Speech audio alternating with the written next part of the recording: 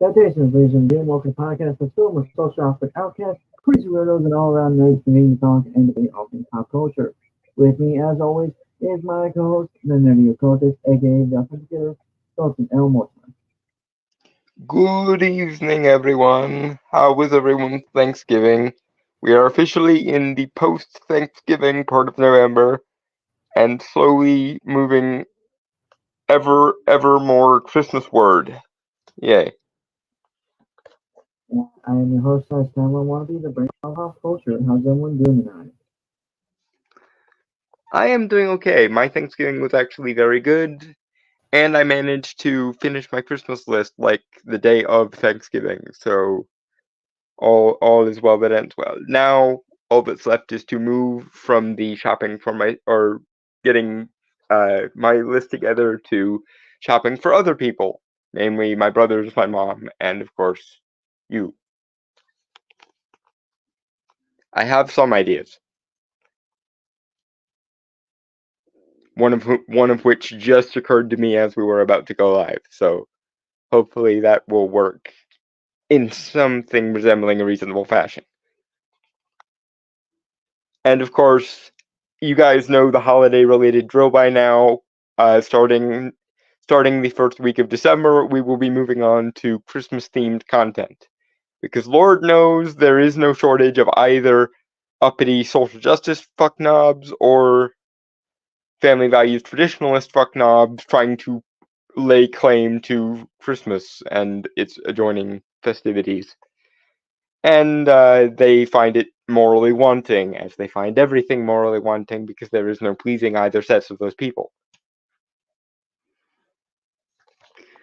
But that's where we come in, and where we undermine their stupidity, as ever. But this week it's more trailers, because everyone and their mother was trying to get a movie advertised in front of the three movies that came out around Thanksgiving. So this week is yet another trailer week, and then we will take a Yuletide related break for December, and then January will be mostly catch up again, probably, because whenever we turn our backs, the entertainment media goes nuts, and whenever we don't turn our backs, everything is stable and slow. So, That's just how the cookie crumbles, apparently.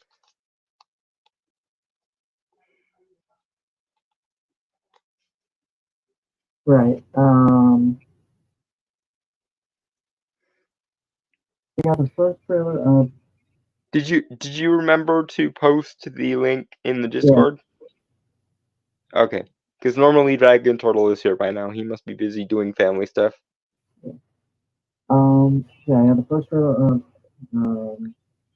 This one kind of came out of nowhere for me because I did not hear jack shit about it. Hmm.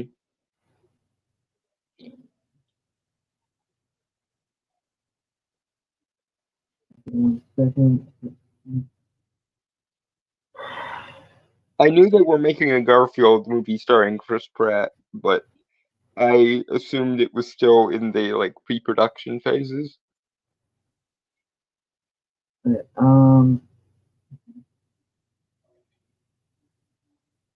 all right, so yeah, I might actually have to get real quick and check my internet because for some reason things are going kind of slow for me right now. I'm gonna have to look at the pricing for modems because my God, you and your internet. That might be something to get you for Christmas this year. No, I well, hold on. Uh, hmm. Okay, you know what? We're gonna try it, and if stuff seems buffering on anyone else's end, let me know. Then I'll disconnect and reconnect the internet and stuff. Mhm. Yeah, Wouldn't be a podcast with Storm if there weren't a crap ton of technical difficulties, folks. Because unlike those bigger podcasters who provide you more production values but far less actual content, cough cough, it's on Piker cough. We don't have a team of people working for us handling all this shit. and we also don't have money. We also managed to keep up a weekly schedule. I think we may have missed 1 week over the course of the last like 4 or 5 years. So and usually we counterbalance it by doubling up the next time. So Yeah, yeah, even though we're just two slubs doing what we do, basically pro bono at this point, we still managed to keep up a weekly schedule.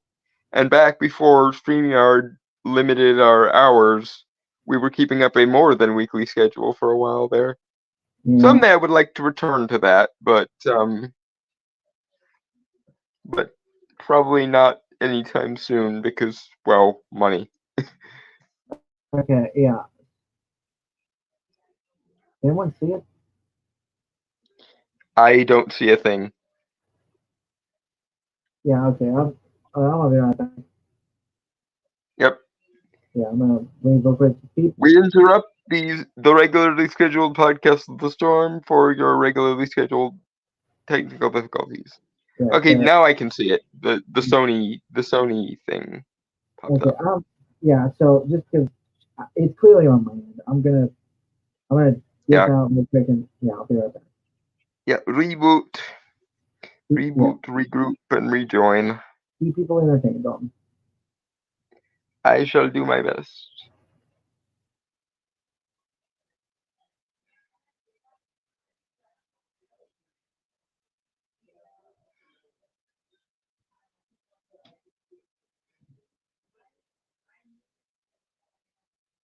Okay. Technically, since it is post Thanksgiving, it is permissible to start with Christmas songs now. However, I simply don't, at this particular juncture, remember enough to actually give you guys the regularly scheduled Christmas song interlude. So I'm going to have to refamiliarize myself with the various Christmas classic songs, and then whenever we have a pause frame um in the course of either uh i- in the course of the rest of December, I will Christmas song serenade, but not now because while I know dozens of Christmas songs, they just all seem to have exited my brain in this exact moment. So yeah. Anyway, I suppose we are still waiting on. Yeah, there have been no chats, no comments in the chat, so I don't have anything chat wise to react to, and it's too early for something like Silver Bells or it's beginning to look a lot like Christmas because, well, it kind of hasn't started looking like Christmas yet. Um, Bugger. And the only two songs I've been listening um to begin getting myself in the Christmas mood have been Baby It's Cold Outside and Just a Kid by Kenny Chesney because, well, my mom is a big country music fan, so we grew up on country music variations of Christmas carols. And one of my all-time favorites is Kenny Chesney's Just a Kid because it's one of the few Christmas-type songs that has a like irreverent edge to it rather than a moralistic or overly like prudish edge. So that's one of my favorite songs around this time of year. However, I don't think that's really appropriate to start singing itself yet, so we're still waiting on Brainstormer, and I'm just babbling to avoid the dead air because again, we don't have sponsors and editors and things working for us. We do what we do ourselves, and we do it on a weekly schedule, nevertheless. And we don't just leave the stream in the middle of the stream like some other people. Cough, cough, Hassan. Like, I, I apologize if I'm appearing a little butthurt here, but the fact that Hassan, no two brain cells to rub together Piker, has millions upon millions of Twitch subscribers, and we've been doing this podcast for like 4 years and have not gotten so much as a how do you do from the wider YouTube audience does vex me considerably because what we lack in professionalism and efficiency and lack of technical difficulties, we make up for in the quality of the content and also the consistency of putting out the content. So there's that. And Brainstormer's back. And also we have a Dragon Turtle in the chat as well. Hi Dragon Turtle, how are you? Yeah, I'm back. Oh, hi, Dragon Girl. Just in time. Yeah, we're having technical difficulties there. We began the stream with technical difficulties because some things are as reliable as the fucking sunrise.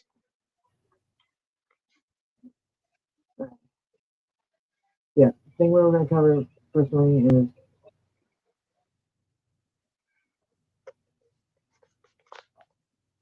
It's another week of trailers because everyone and their mother wanted their movie to play in front of the 3 movies that released on Thanksgiving weekend. So, yeah.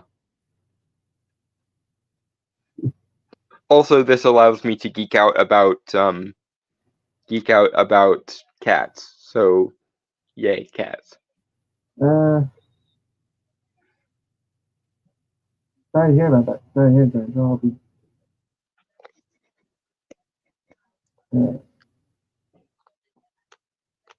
yeah, I'll be better soon, man.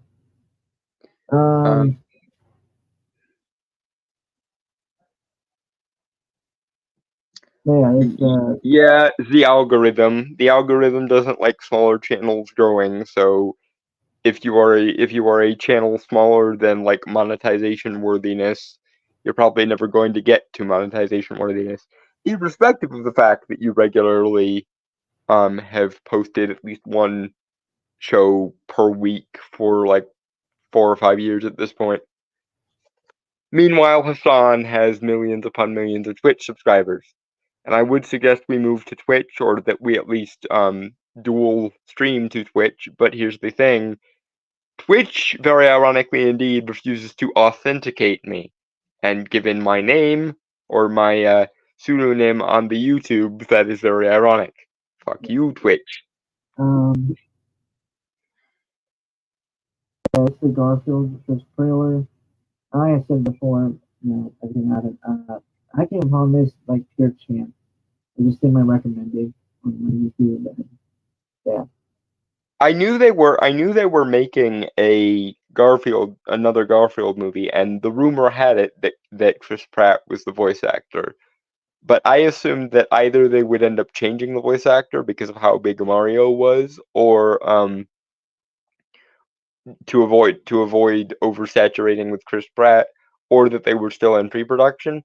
I was wrong on both counts. Apparently, Chris Pratt is actually making an honest to goodness go at being a voice actor, and good for him, as far as I'm concerned. I mean, Also, again, yeah. First thing I ever saw him was the Lego Movie at Emmett. So. Oh yes, he was Emmett in the Lego Movie. I first saw him in Guardians 1, and then in Jurassic World 1, which I think is Jurassic Park like 7 technically, but but yes, Les Ennuis.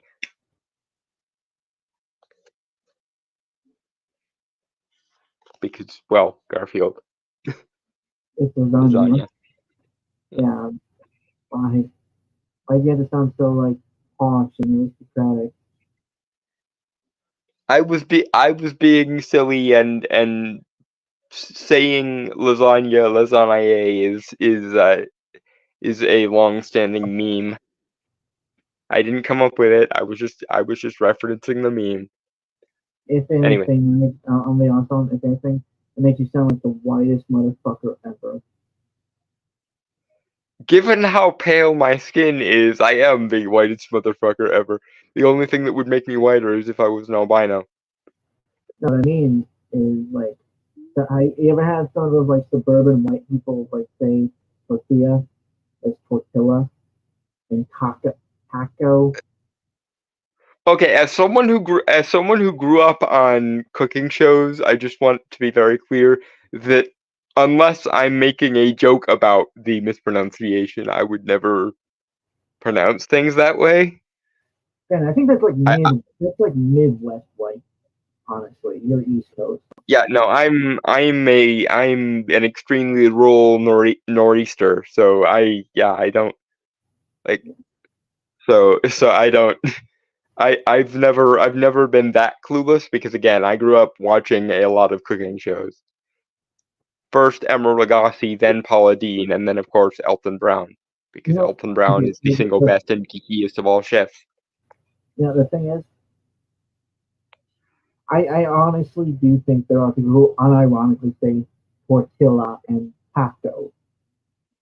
It makes my skin crawl every time you say it. Please stop saying it. Yeah. Like I have an urge to forcefully correct the world every time you say it. So unless you want me to pull a Dracula from Castlevania and summon the Night Core, the next time you say it, please stop saying it. Okay. Yeah, so I'm gonna need lasagna. Yeah, but lasagna.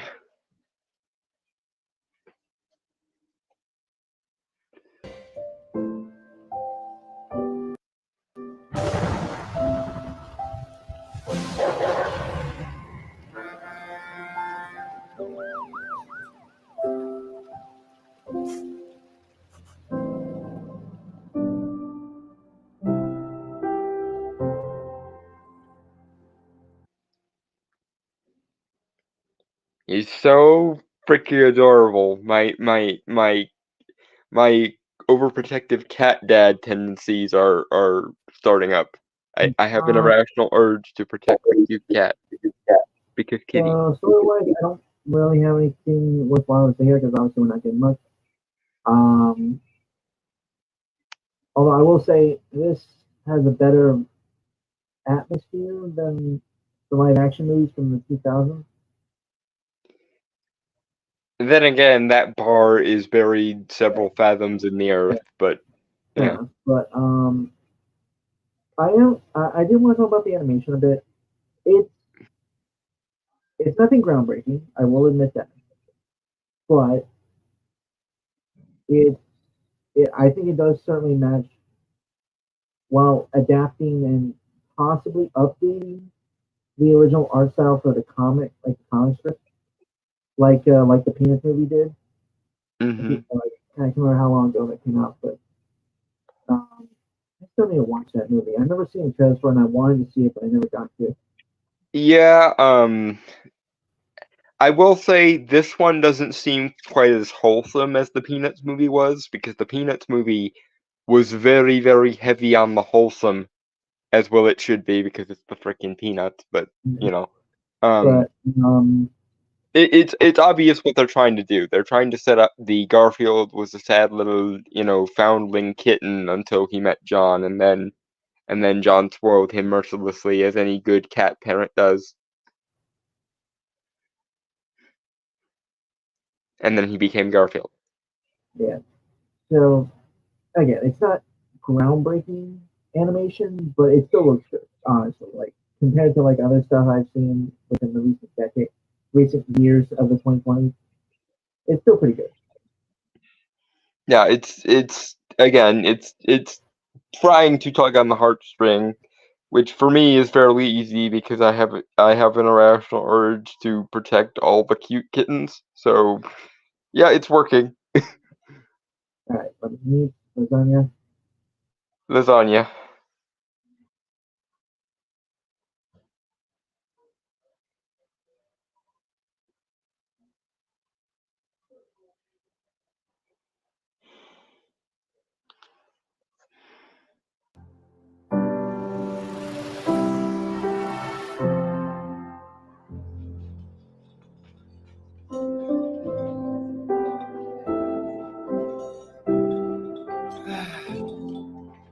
Oh. Oh. Hi there, little buddy. Must repress the urge to cuddle the computer animated kitten.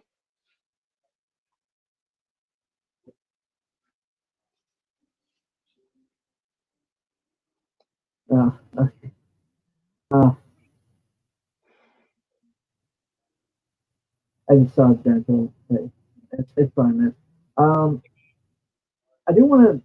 It's actually pretty impressive how much like visual storytelling before like John even speaks was done within like the first 40 or so seconds. Actually, that's impressive. Like, it's just not something you see done often, you know. Mm-hmm. And it's very evident, like here in the story. I mean, like you're starting to get the story more of like just lonely people finding each other and stuff. And Again, they're trying to play on the Garfield was a cute foundling kitten, and then John took him in and spoiled him mercilessly because, well, that is how you cat properly.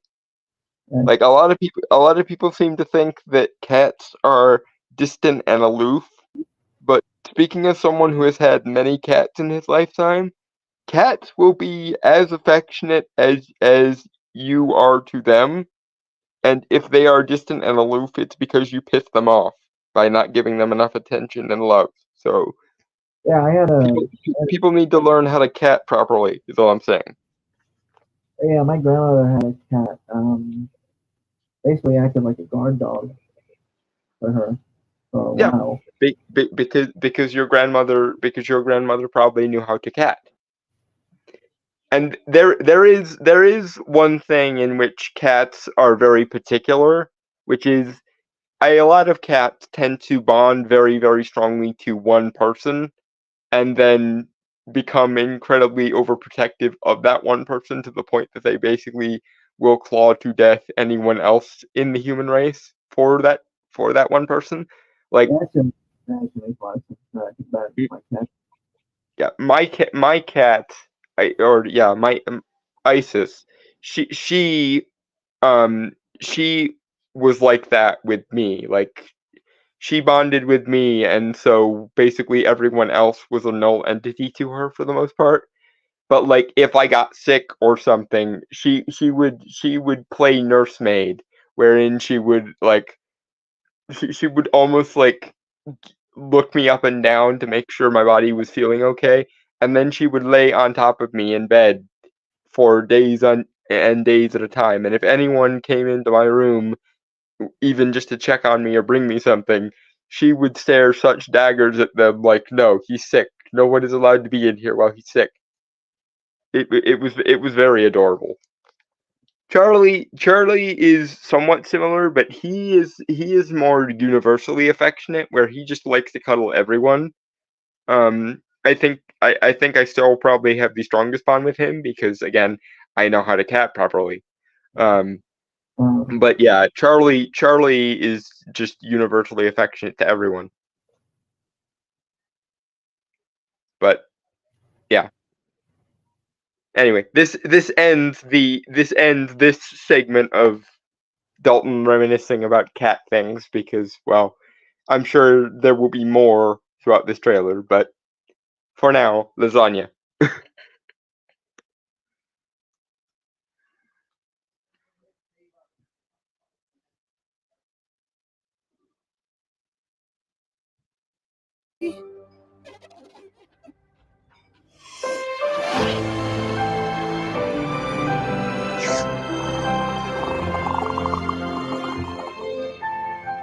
You hungry, little guy?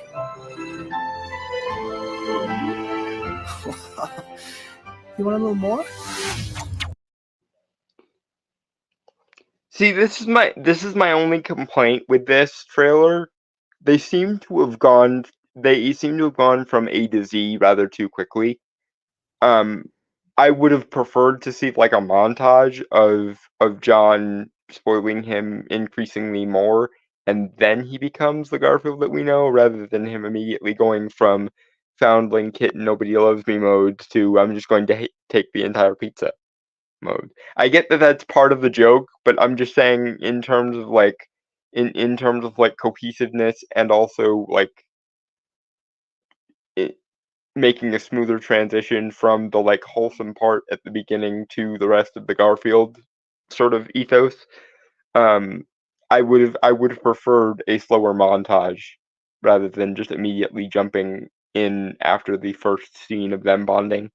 Because typically in any version of any adaptation of Garfield, if you want to get any pathos out of this franchise, you need to emphasize the bond between Garfield and John. For all the mistakes that the Bill Murray live action Garfield made, they did at least um, draw a contrast between Garfield being John's favorite and then Odie showing up and him not liking Odie, which yes is cliche, but it at least established the kind of bond that John and Garfield are supposed to have. Mm-hmm. Even if Garfield is a snappy little Daria-esque cynic most of the time. Anyway, lasagna.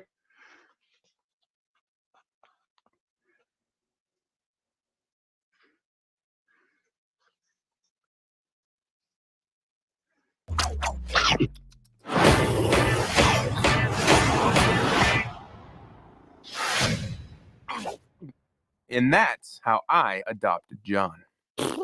Okay, now have you ever been with a player? Don't need a spatula. No, please, no. Ow, it's so hot. Ow, it's really hurting. Ow, ow, ow.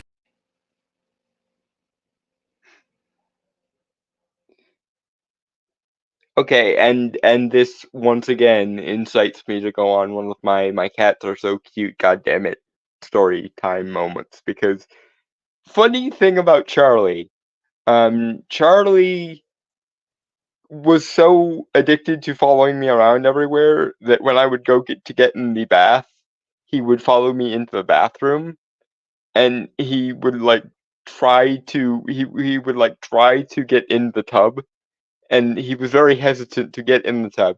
And one day he finally actually did get in the tub, and then he immediately realized that he had made a horrible mistake. And I was able to pick him up and get him out of the tub as quickly as possible. And he went running from one side of the house to the other just to dry off. It was very cute. But anyway, lasagna. Yeah, I don't know what to do about that giant girl. I see if I down the quality one. I mean, I already have 480.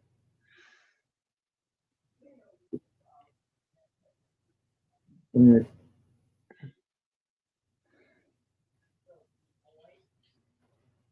Oh boy.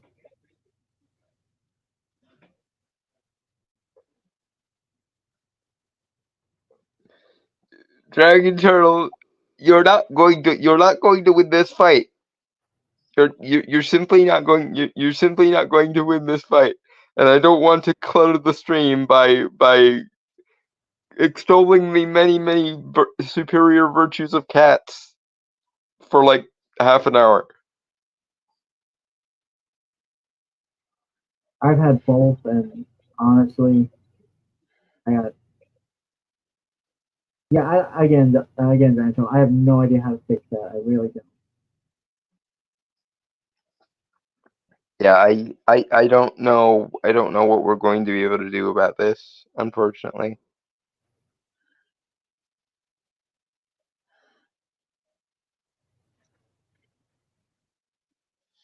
Mm-hmm.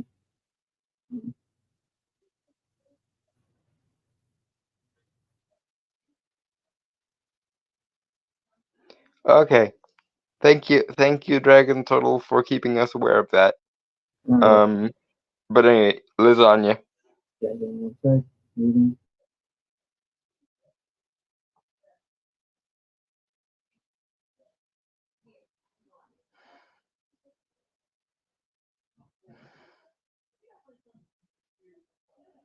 You deserve to be seen with somebody as fly. Say when. Never, John. Bury me in cheese. I apologize in advance. The eating you're about to see will not be pretty. And if you have young children, this would be a good time for them to leave the room. You ain't never seen nobody this fly.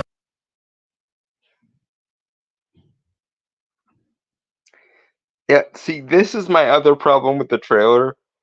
To the best of my knowledge, we never, in any of the Garfield shows or the comic strips, get to know Garfield's father cat. So, them introducing one here seems sort of A, superfluous, and B, I would rather be focusing on the characters that are actually relevant to the Garfield mythos. Like, obviously they wanted to have Samuel L. Jackson in here somewhere, and good for him for getting paid and stuff, but like, I don't know. It seems like you could have had Samuel L. Jackson be like one of the other characters, like maybe what's the mouse's name? Squeak, I think is his name. You could have had him be the voice of the mouse. Or Nerval. You could have had him be normal, but Normal's whole shtick is being adorable beyond all reason. So unless they were going for kind of a contrast thing, which could maybe work, I don't think he would be the right get for Normal.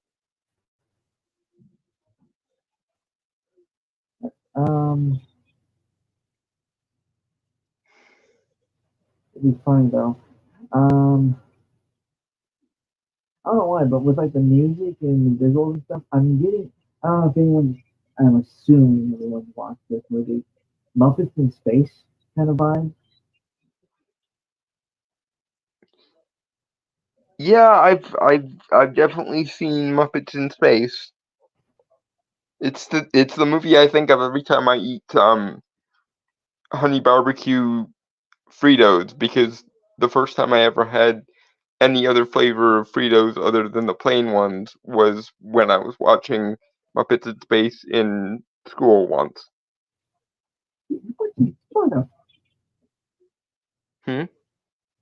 Nothing. I had it on VHS.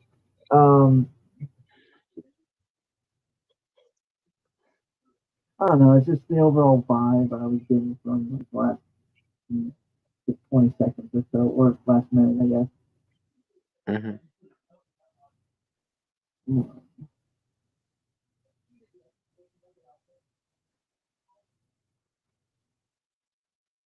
Now it's me.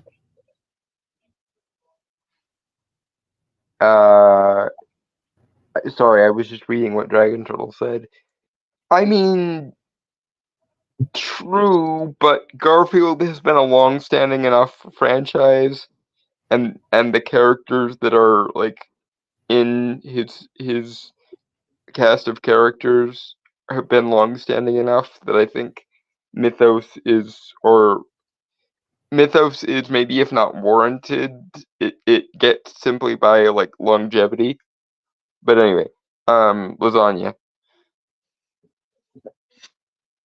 Eating.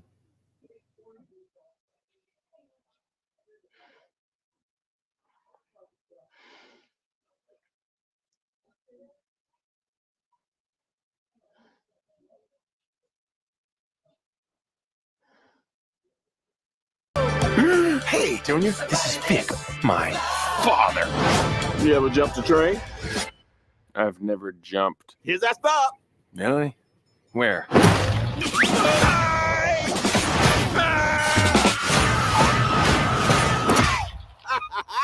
Ooh, Odie, you think he'd see that? See, this is okay. I'm sounding more negative about this than I necessarily feel. But here's another like unspoken rule of Garfield dumb. And I know there have been occasions where it's been broken, but there's a reason why those fade into obscurity, whereas the ones that stick with the rule that I'm about to state last longer, which is Garfield is not supposed to be the butt of the joke. Garfield is supposed to be the one-upping and getting over on everyone else. Like, again, think of Daria in male cat form. That's Garfield's whole shtick. Garfield is the semi-meta aware, cool as a cucumber commentary sort of character. In the same way as you don't necessarily usually want Bugs Bunny to be the butt of the joke. You want him to be the medium of the joke rather than the recipient of the joke. Or even a better comparison would be the Pink Panther. Pink Panther is supposed to be suave and dignified and shite, so he's usually not the butt of the joke. He's usually the one bequeathing the jokes onto other people. Garfield is similar, although slightly different, because I think in terms of the cool factor, Pink Panther beats Garfield in terms of the canon of like classic cartoon figures, but that might just be me splitting hairs. But lasagna. Okay, let me.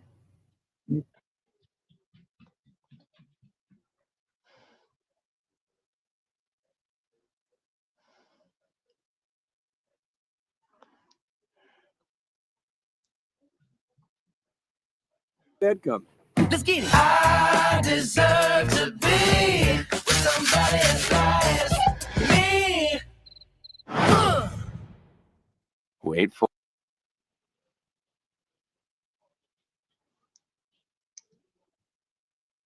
Other small problem, and this is me essentially nitpicking at this point. I do wish that maybe Chris Pratt had tried to make his voice sound a little bit more dry and monotoned to sort of better capture Garfield, because again, that's sort of Garfield is a very too cool for school sort of character, so he's supposed to be sort of dry and semi uninterested in most things. So I do wish maybe that they had had Chris Pratt try to mimic the original Lorenzo Music cartoons a little bit more. That probably would have gone better. He doesn't sound awful or entirely out of place, mind you. I'm just like I say, it's a nitpick. But if I were directing his voice acting, I would tell him to smarm it up a little bit more, I guess is the best way of saying it. Like Garfield is, Garfield is cut from the same cloth as somebody like Daria, like Raven, like trying to think other characters that are known to like have this sort of dry, semi uninterested reaction to most things, and be like the smartest person in the room, even if they're not technically a person. But those sorts of characters are what you kind of want for Garfield. So I do wish that maybe Chris Pratt tried a little bit harder to capture that in his voice acting. But then again, compared to the Bill Murray live action ones from a couple of years ago, this looks like Shakespeare, so I will take it. It also looks better than the computer animated cartoon from the 2000s, so I might be nitpicking significantly, but it's only because I want good things for Garfield as a franchise. Also because I am a cat lover, and Garfield is one of the quintessential cats of pop culture. Okay, so we talked about this one for a while now. Since they released the trailer, I just figured, stuff back if we have talked about it before. Rebel Moon Part 1, Child of Fire, official trailer. Mm-hmm. Zack Snyder, I don't think we've coined the term, mind you, but we have definitely compared it because it does have a lot of similarities to it. Mm-hmm.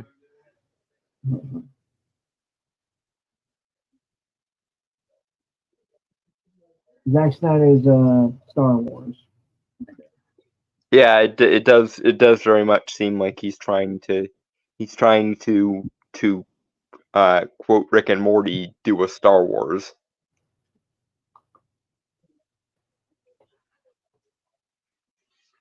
Yeah. And honestly, again, it's weirdly because we've been very critical of that kind of thing. But this, I think, oddly works for him. Yeah, see, this is the main criticism that we've had, I think, both of us, for Zack Snyder, is that it's not that his style is bad or that his style is unwanted at all. It's that he often chooses IP that don't fit with his style, and it ends up fucking him in the ass.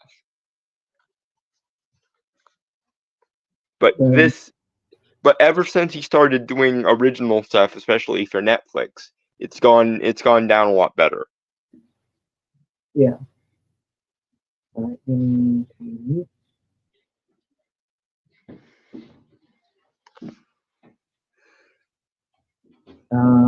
Is there something specific we wanted to hear, or just banana? Just banana. I don't know enough about what he plans to do with Rebel Moon to know that if there's a specific fruit or food object to use. I was going to suggest something, but it might be too crass. Peach tea. If you know, you Okay. know. Okay, we're going there. You've convinced me. That's perfect. Peach tea it is. Grandma's peach tea. Also, I can't see it. I'm gonna have to disconnect and come back in, so I'll be back.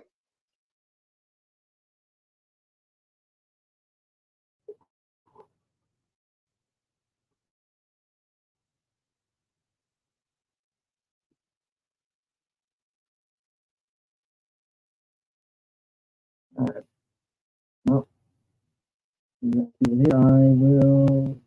I can't sing like Dalton, so I can't entertain you with songs, but I have poems and stuff like that. So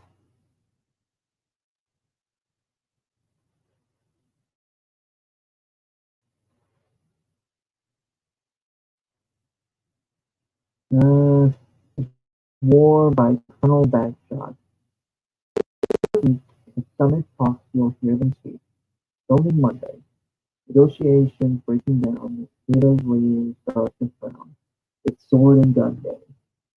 Tomorrow never comes until it's too late. If you sleep taking lunch, the news will hit you like a punch. It's only Tuesday. You never thought it'd go more. After all the things you saw, it's April Fool's Day. Tomorrow never comes until it's too late.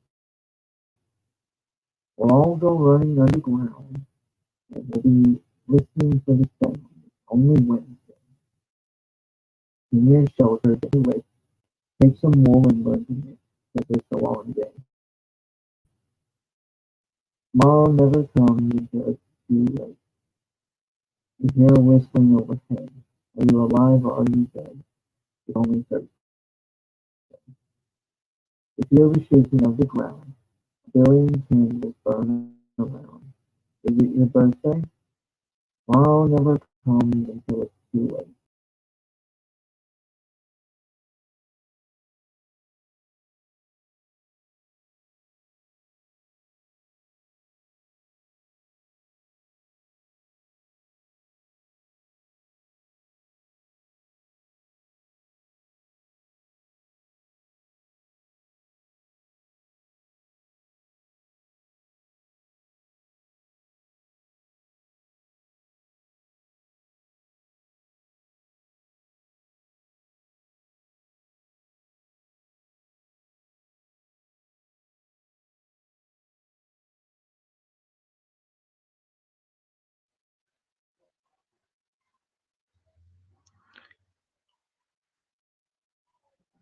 Okay. I assume Brainstormer crashed again? I'm here. Okay. Yeah, Huzzah. I did crash for some reason. Mhm. But I think we're good right now. Mhm. Let me share again. Let me see it going. Or because the weird thing is, I don't think it was the internet that crashed. It might have just been StreamYard. Ah, okay. Well, either way, back to Rebel Moon And and Grandma's peach tea. That's officially the one we're gonna have to use basically for every Zack Snyder thing now. you can see it now, right? Yes, I can see it. Okay. Let me mute.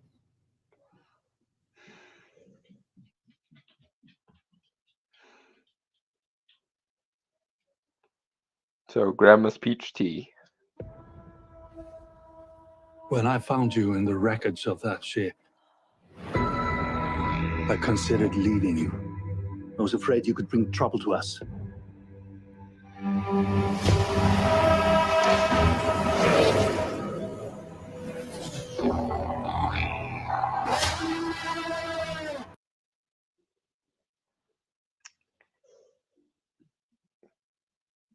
Never thought I would be making this comparison, but Denis Villeneuve, this is how you do a desolate setting and still have it be visually interesting, you pretentious motherfucker. Good Okay, for you. so here's the weird thing. Good for you, Zack Snyder. Here's the weird thing, because I do see your idea of comparison here. The weird thing is they're both desaturated, right? But I think the thing Yeah. that sets Rebel Moon apart from Dune, that there's a high contrast with like some Yeah, of the shots. it's also a better, it's also I think a better color scheme, because instead of washed out brown on washed out gold, you have a deeper gray on a like almost turquoise blue color here, and then you have a darker, more saturated red in the previous shot.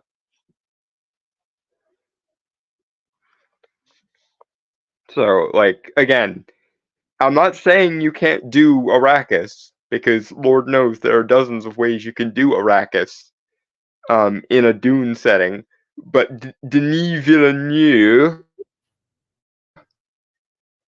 wanted to copy Christopher Nolan so badly that he copied all of Christopher Nolan's worst aspects. Namely, he took all of the interesting or visually compelling shit out of the setting and then wondered why people complained.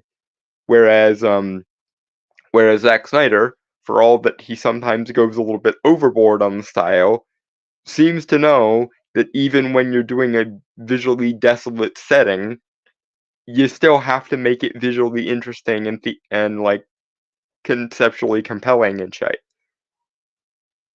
I never thought I would see the day where I would be giving I would be giving Zack Snyder a compliment and insulting an incarnation of Dune at the same time. But Denis Villeneuve fucked up so badly that he makes Zack Snyder look like a more competent director than he probably is. But anyway, Grandma's Peach I always want to point this out just because some trailers don't do it right. Mhm. It's weirdly, this doesn't feel pretentious. Like the Mhm. tone and atmosphere and stuff, it feels right with this, you know? Like there are because considering I'm also trying to backtrack with like Zack Snyder's other work that come across as more pretentious than profound or anything like that. The word I think for Zack Snyder, which I think even elevates him above somebody like Denis Villeneuve um or what's her name that directed Eternals, Chloe Zhao, is those guys those people are pretentious. Zack Snyder's biggest problem is he is the very definition of a try hard. He tries so fucking hard to seem like Oh. important and relevant and shit that it comes off as cringy because he's trying so hard that it is obvious that he feels inadequate, which I still would say makes him less pretentious and therefore better than somebody like Denis Villeneuve or Chloe Zhao or at his worst Christopher Nolan. All right. PC? Grandma's peach tea.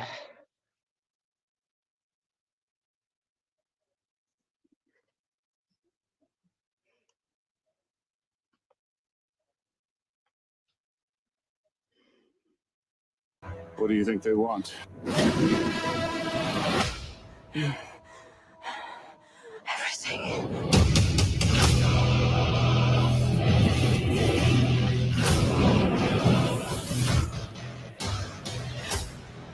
We're just farmers. We're not a threat. They won't just kill us. I'm sorry, I hate having to keep making references to how this is so much better than Denis Villeneuve's Dune. But God, is this so much better than Denis Villeneuve's Dune? Why didn't they give it to Zack Snyder? That would have I could have, but given how over the top Dune is as a franchise by itself, I think it would actually work pretty well with Zack Snyder's needs to have everything taken so seriously and try so fucking hard. And it would certainly be less of the sci-fi equivalent of Gus Van Sant's Jerry if Zack Snyder were behind it than it is with Denis Villeneuve. So. All right. I don't really have anything to say so far. I mean, it's really rather effective at setting things up. Really, I appreciate that. Like, thanks for giving me something. Well, not Yeah, no. it's trying to build the atmosphere, I think, is what it is. Yeah. Now building And these it's actual doing a better job than other franchises. Yeah. No.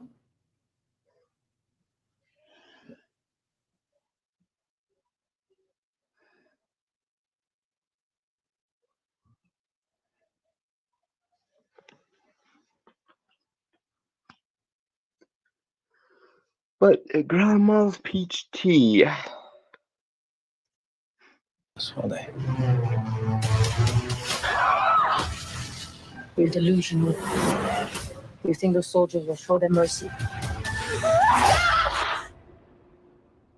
Stop.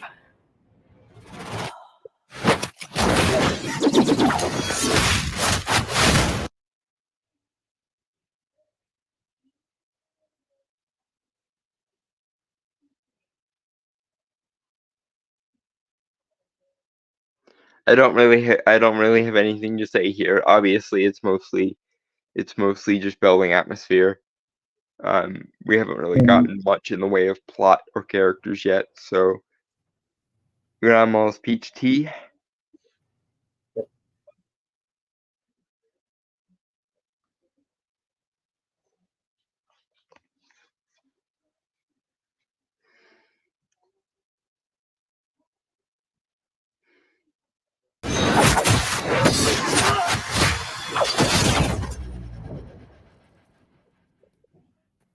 gonna have to fight. I am a child of war. I find warriors to fight with us.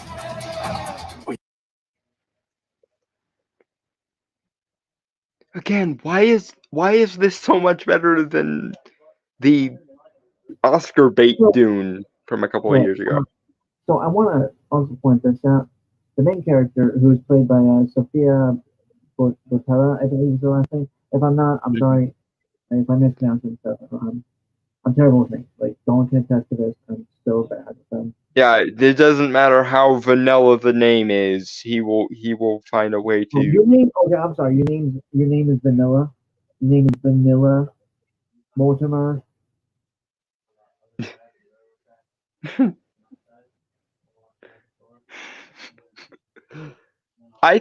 See, this is the funny thing. I think of my name as probably the most white bread name possible, but a lot of people seem to think it has this like like authorial quality to it. Like a lot of people think that it's just a pen name or something. But No, no, it's actually my name. Okay, so a few things. One, fantastic actress. Just so I get my first part. Fantastic actress. Great protagonist. I like that she's getting into starring roles now. She's usually never. She's never really gotten those. So respect on that. And I think she's actually doing the stunts because she has a background in dance. So she has done a lot of her own stunts before. It's a new IP, Giant Turtle. It's its own thing. Like Zack It's Snyder basically it seems to be basically Zack Snyder trying to do a Star Wars. Yeah. But I like this character, the protagonist here, does not feel like a feminist protagonist. If that makes sense. No. She just happens to be a female who happens to be badass. She doesn't have to be a strong female character in air quotes. Yeah. But because you're seeing a lot of everything we've done so far from the trailer, which does show a lot of her character. She's not really coming across as like, oh, she's so perfect and stuff. Like clearly, this is a person, not a character.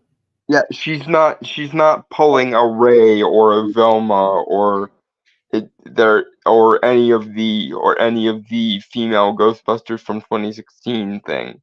She deserves to be here, and she's also not being like overly confrontational and bitchy like Captain Marvel or to some extent Velma either. She just happens to be a woman who happens to be a badass, akin to someone like Dana Barrett, Ellen Ripley, or Sarah Connor, someone along those lines. Yeah.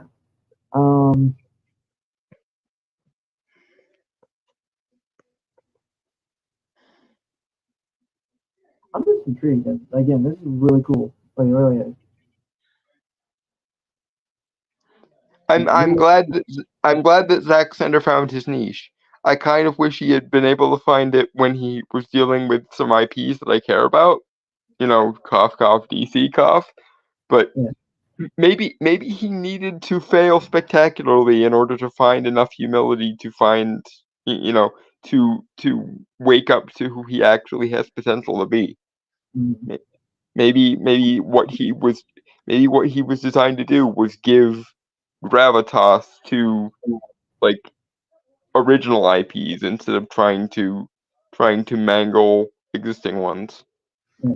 Also, it could have been they also found because I think we also found out like you needed someone like a writer that could really like do what we do, like bounce ideas off. Yeah, he needed someone to filter his ideas through on occasion, and he also, most importantly, needed either to get kicked in the balls enough that he would learn when to have limits himself, or someone willing to tell him no.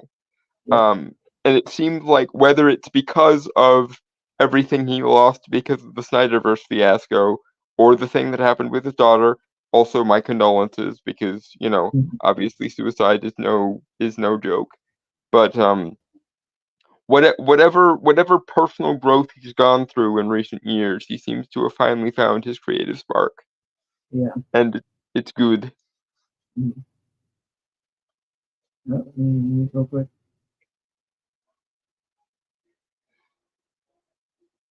Hmm?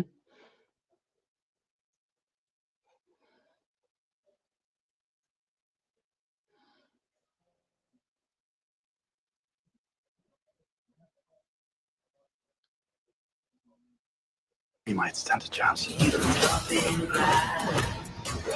We're searching for soldiers for a fight against the Mother World. I could help you. For a small fee, obviously. You may want to hold back.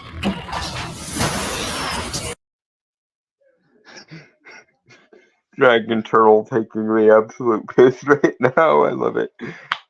Oh, yeah, he must have had his hero's journey moment, Dragon Turtle. Um,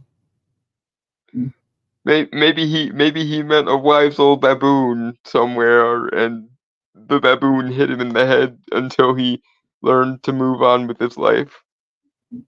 Oh wait, no, that's still Lion King. God damn it. so one, it does seem like everyone who's working on this, like the actors and stuff, everyone seems both kind of be having fun and also giving it their all. And I'm also not. I think we mentioned this before. It's a star-studded cast, which I'm really surprised by, but that's pretty cool. And I think everyone is trying their best to make this bigger than a stereotypical streaming movie, if that makes any sense. And I think that effort is coming through nicely. But honestly, like here's the thing, because Dawn and I, and I'm sure everyone in the Giant Troll and everyone in the comments, we're lore nuts, and I'm just like everything I've seen here like makes me so interested. Like I want to get some like books and stuff like on what the history Yeah. of this world and stuff. Like it's just so. As much as the cult of the new and different does bother me, it has been a while since we've had an actually new and original IP make its way onto the fore and actually leave an impact. So it's nice to see someone is at least trying to do like. Here's the thing. This is gonna sound semi-contradictory, but it's like they're achieving new and different without without pretentiously trying to be new and different, and that's refreshing. Because half of the problem with why there are no new and different IPs is because so many people are so pseudo-intellectually pretentious that they try to do new and different at the expense of literally every other thing, up to and including enjoyment, likability, or entertainment value, and it always ends up biting them in the ass, and then they wonder, why did my Oscar bait nonsense not do well with the plebs? Because you spited the plebs at every freaking interval, you dumbass. But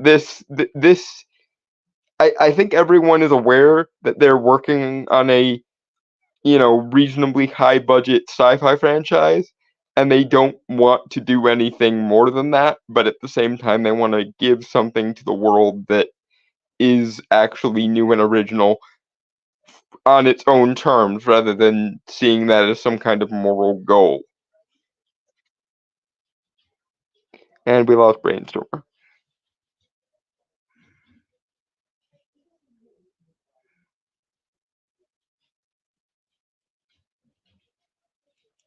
Yeah, I again, like I said, Dragon Turtle. That's why I specified.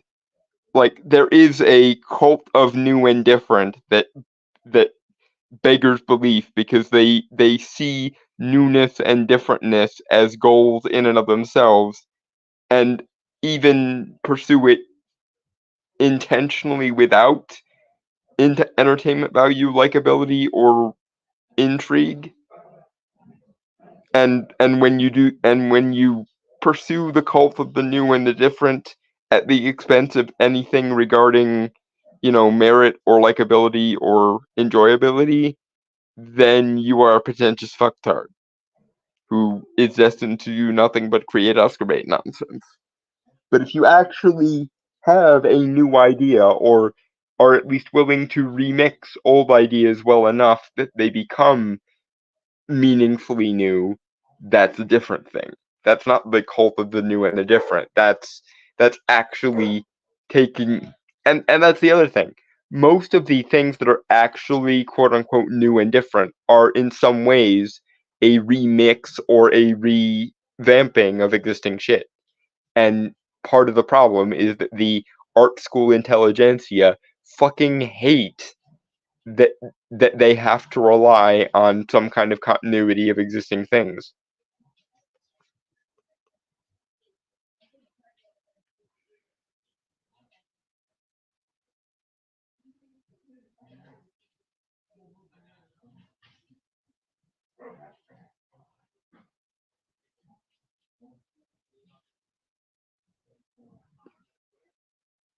Yeah, the idea that we actually have to give people something to enjoy for them to actually want to watch something is apparently some kind of intellectual sin to a lot of these people. I agree.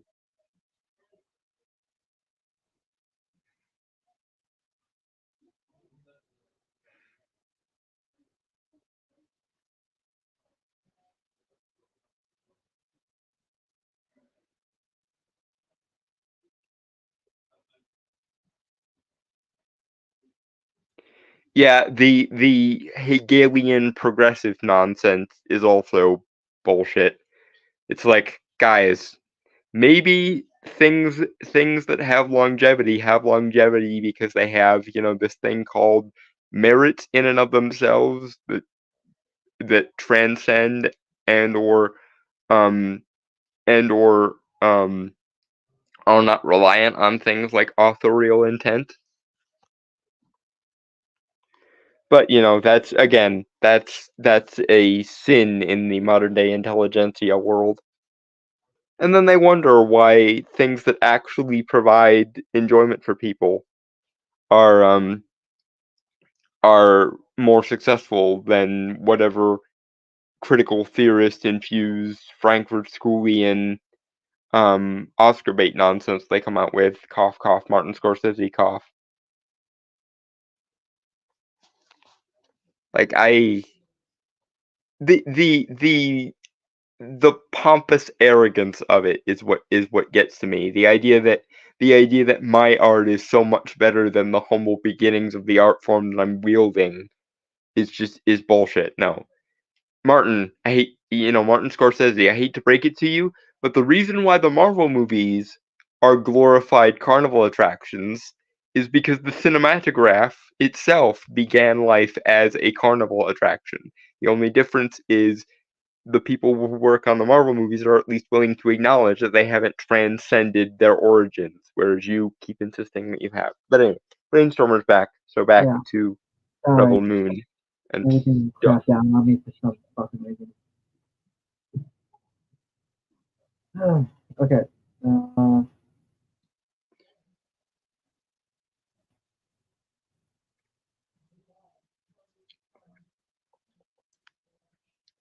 Yeah, that's certainly arguable, Dragon Turtle. The idea of relying on any sort of trope is automatically bad because we say so thing. But anyway, Grandma's peach tea. I feel like I missed a really interesting conversation that I could have put a lot of details on. But yeah. Scroll up through Dragon Turtle's replies and you'll kind of see where the conversation was going. Okay. Anyway, Rebel Moon. Yep, Grandma's peach tea. If you know, you know. Yeah. For all that the Slenderverse was sometimes an overly bloated, overly grimdark bit of nonsense, it did occasionally have its memes, and one of those memes is the Grandma's peach tea meme. Anyway, Grandma's peach tea. I'm here to make you an offer. To give you a chance at redemption. We are beyond redemption. What about revenge? This isn't just pursuit of revolution.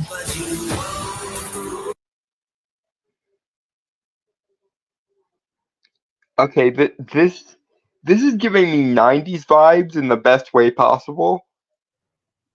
Like it's giving me like 90s sci-fi action movie vibes, and I'm all the kinds of here for it. I'm trying to think of like a specific one. That is kind of hard, like sci-fi action for this.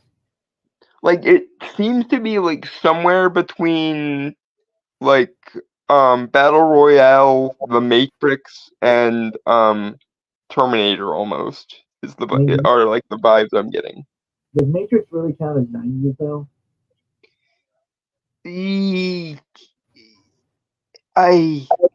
Okay, fair enough.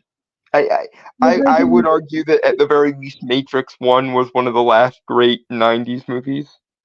Because it did come out in 99 and was like the thing with the Matrix, like the Matrix aesthetically and like ethos wise was like caked in 90s counterculture. So even though the latter two came out in the 2000s, they're still kind of holdovers of the 90s ethos. Okay, that's fair.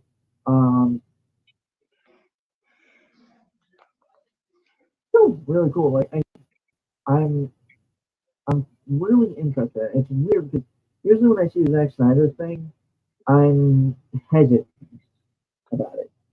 Yeah, because of the try hard vibes, but this doesn't have nearly as many try hard vibes. No, not really. No.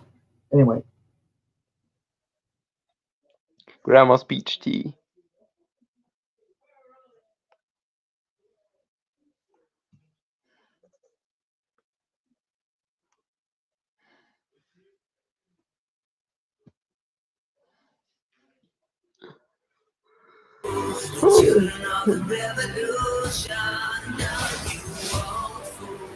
I have found her. The most wanted fugitive in the known universe.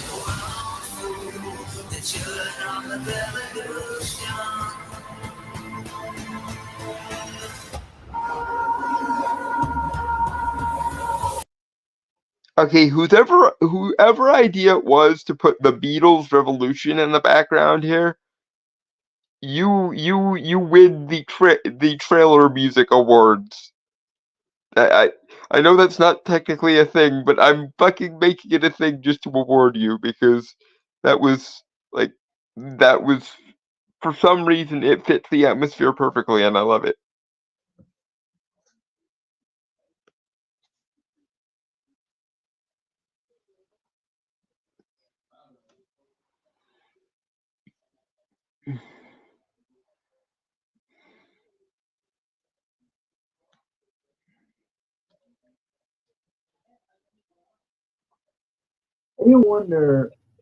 I was wondering what the song was.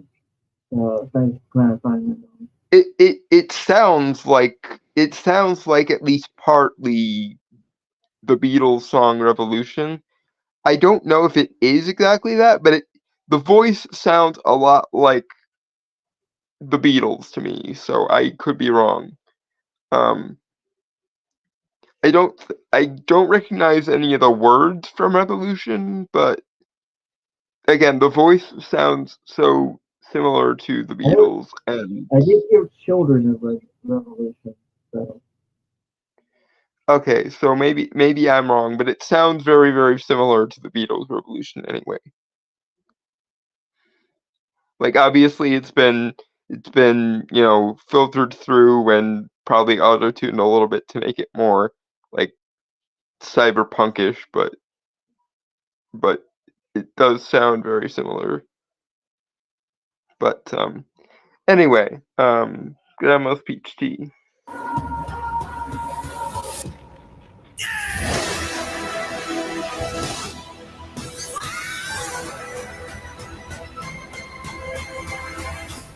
It's a new age for the universe.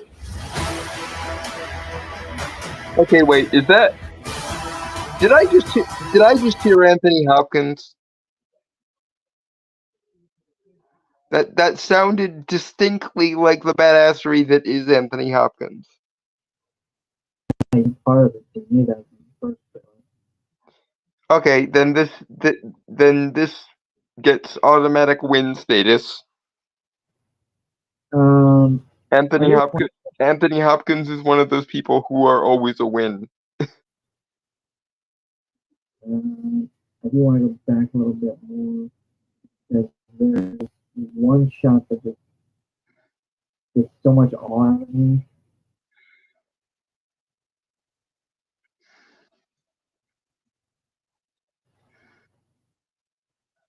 Because I don't know why, it feels like that kind of encapsulates the whole of this movie. This Yeah. robot in like pagan, ancient, ritualistic garments, like the Right. the horns, the staff, the Yeah, no, it's actually really interesting. It's giving me like Hearn the Hunter or Karanunos vibes, which is not a bad place to be in. It almost looks like a cyberpunk version of Primeval, almost. yeah, it's just like, again, this is like this whole. Like, I know we but again, this is like this whole like its own thing. I really respect that. Yeah, I hope it lands as well as the trailer makes it look, because like I know I've said some mean things about Zack Snyder in the past, as I think has everyone pretty much. Mostly because he kept fucking up things that I actually cared about quite a lot. But um, I'm glad that either he's gone through enough of a character arc to kind of humble himself and sort of reawaken his actual creative impulse, or he's found someone who's willing to pull him back in from overextending too much. And I think it's like him finding his way to these like mid-level high concept sci-fi or fantasy sort of things, like it seems to be the niche he was always meant to be in. And I think that if this Zack Snyder got to take a crack at the DC universe, the Snyderverse wouldn't have the reputation it does. But unfortunately, I think he had to lose the Snyderverse in order to become a good enough artist to do stuff like this. Like he needed to be taken down a peg so that he could be reborn better and stronger as an artist. 20 seconds left, so I'm gonna mute. Grandma's peach tea.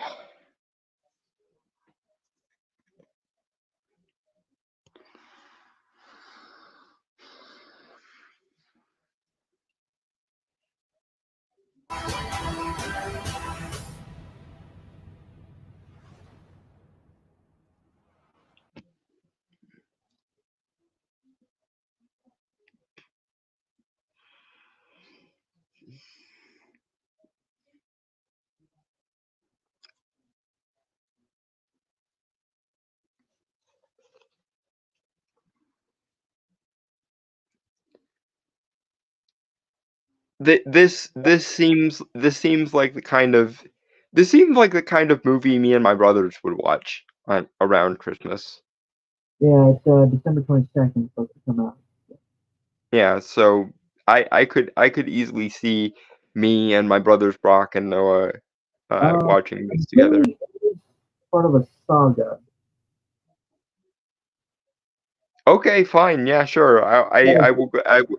If this movie is half as good as this trailer makes it look, and the previous trailer made it look, then yeah, why not? Franchise. Well, it's Rebel Moon Part 1, A Child of Fire, so.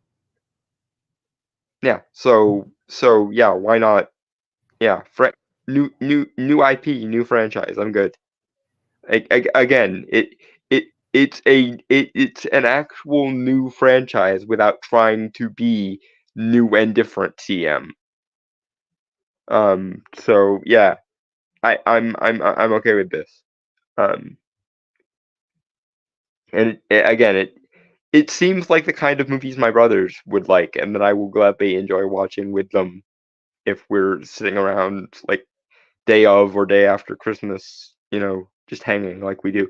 One year we actually spent like the last third of Christmas Day watching Brickleberry because my brothers had found it for free on I think it was Amazon Prime streaming service. And yeah, every year now we basically find something random to watch that probably doesn't quite fit the season, but it's because my brothers are a lot more normie than I am.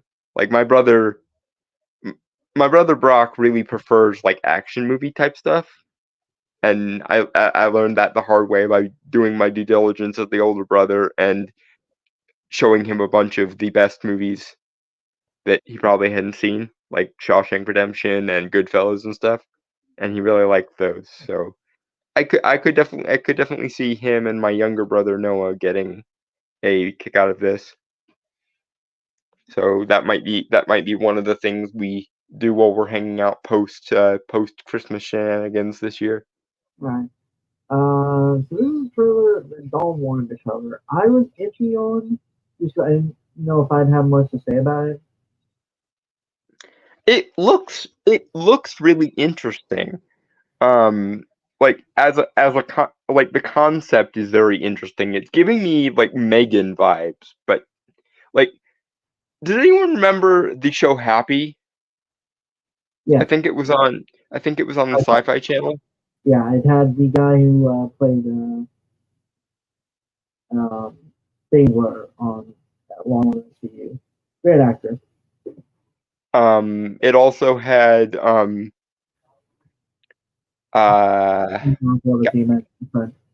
guy who voiced Remy on Ratatouille. Name escapes me. I don't know what it is. But yeah.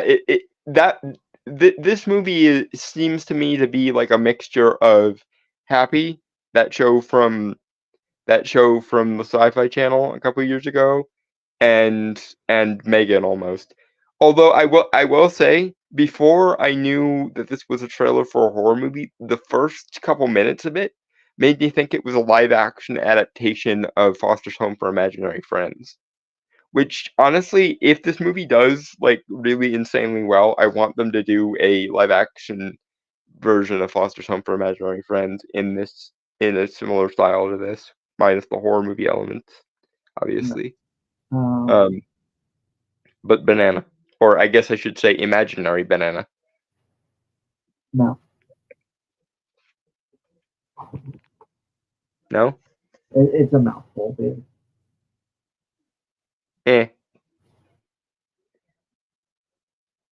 I feel like there's some kind of imaginary fruit we could reference, and I can't think of it.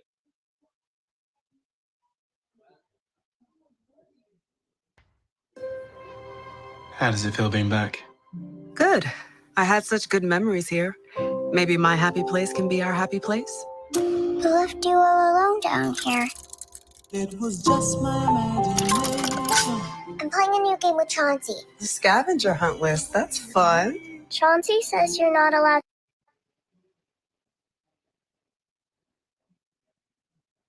And yes, Dragon Turtle, the name Chauncey did immediately make me think of the demon from Full Moon in Resident Files as well. Just preempting that. I do want to point this out. Well, I'm not surprised it's a Blumhouse production. Yeah, Blumhouse seems to be the new Full Moon Studios or Full Moon Features.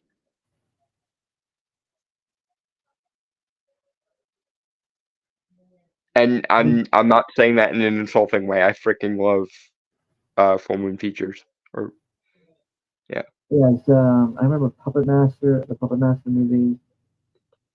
I believe Wishmaster was also distributed by Blue Moon or Full Moon. Also, like basically any direct-to-video horror franchise, like The Creepers, or What's Jeepers Creepers was one. Dr. Mordred is one. Yeah, that basically just one? trying to think of any other examples of Full Moon Did feature stuff. you Dead Man? I think they also did I think they also did the Demonic Toys franchise and Dead Man was also, I think, one of theirs. They had a character called Dead Man, and they were also the ones that held the rights to a lot of the like B-movie Lovecraft adaptations, like Reanimator and stuff like that, I believe. But yeah, Blumhouse very much seems like the modern day equivalent of something like Full Moon Features. Anyway, Banana. I'm just well,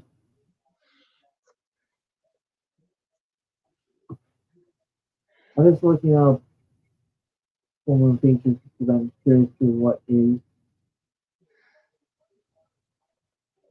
What's theirs? Yeah. Yeah. Okay, so you're right about the Demonic Toys, Dead Man, Evil Bong. Killjoy was one of theirs, I think, as well. Right, I was gonna ask that. Although I've heard not so good things about that one. Killjoy was also one of theirs, I think. And I'm pretty sure they had a horror version of Rumpelstiltskin that was kind of similar to Leprechaun as well, was one of theirs.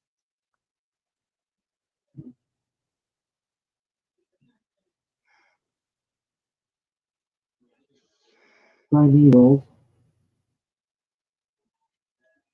Mm-hmm. Okay.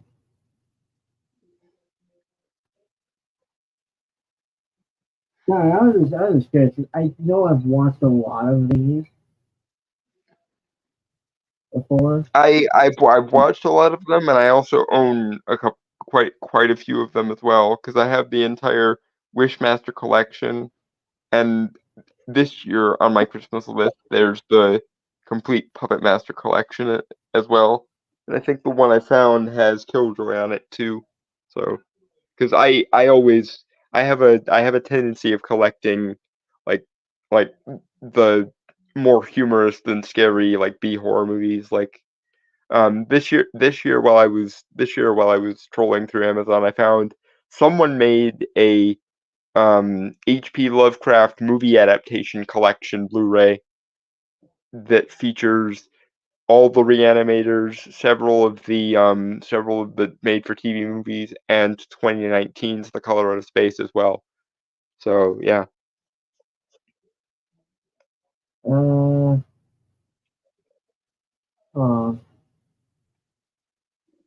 I think for a while they also held the rights to a lot of the Vincent Price movies. I think because they were sort of the B movie equivalent of something like Criterion Collection.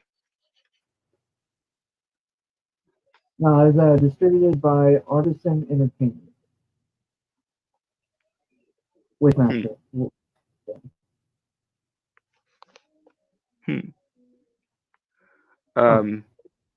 Anyway, shall we imaginary banana? Well, banana.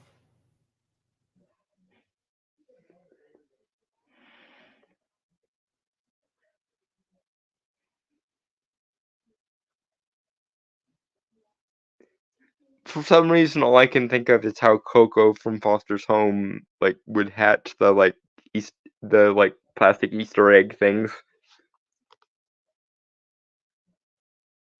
To play with us. Oh. Because you left him. I need something happy. Something happy. Ugh, I thought bugs freaked you out. If I can finish my list, Chauncey will take me on a trip to the place he's from.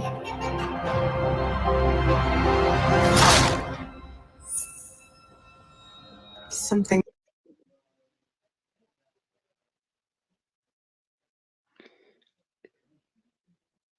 I just realized this also kind of reminds me of that one Ed and Eddie episode where they let Ed plan the scam and he ends up doing a summoning that he found in a comic book and it works. So, the moment, I want to be honest, the moment I hear hear a kid say that they're doing a scavenger hunt and you look at the list of things and you say this teddy bear is going to take you, if you complete this, and it takes you to the place where it's from, that's going to raise some red flags for me. Yeah, but see, the thing that you have that these characters don't is no character in a horror movie has anything resembling common sense. This is why we made Draven, because in a world where horror movies actually happen, you need a character like that to prevent this kind of shit. Like, I'm sorry, but come on, does that not sound? That clearly sounds like some type of fucking demon. Yeah, no, it definitely sounds like some supernatural entity that latched itself onto the kid, and I hate to be the occult lore fanatic here, but it is well known in many cultures that children at an early age have naturally occurring second sight that they lose through the course of adulthood. So yeah, it's not this premise isn't exactly coming out of nowhere. Yeah, that actually might explain a few things in my childhood. Why am I not surprised? I mean, nothing direct happened, mind you, but I don't see some shit. Uh-huh. Or hearing things, you know. Yeah, I feel as though, as your friend, it's my responsibility to now go full therapist and be like, tell me I'm the doll, or show me I'm the doll where imaginary things touched you. But we don't have time for my pro bono magical therapy. Okay. The central thing is, how do you tell that from an overactive imagination, like them saying they have an imagination when it is actually someone's broken? Well, and there, of course, is the rub. It's difficult to tell, you know, where does the child's self-generated game end, and where does the child's, you know, innate sense of second sight begin. And that is why stuff like this is difficult and why it is known to have happened in many cultures. It's also possibly one of the reasons why fairy tales were told to children back in the day when fairy tales were more akin to horror stories. Because if you have children who have a semi-innate form of second sight, then you probably should warn them what they might, in theory, run into whilst their second sight is still active. See, here's the thing, and this is why I will never fully respect the Jungian or Petersonian approach to like archetypes in fairy tales and shit.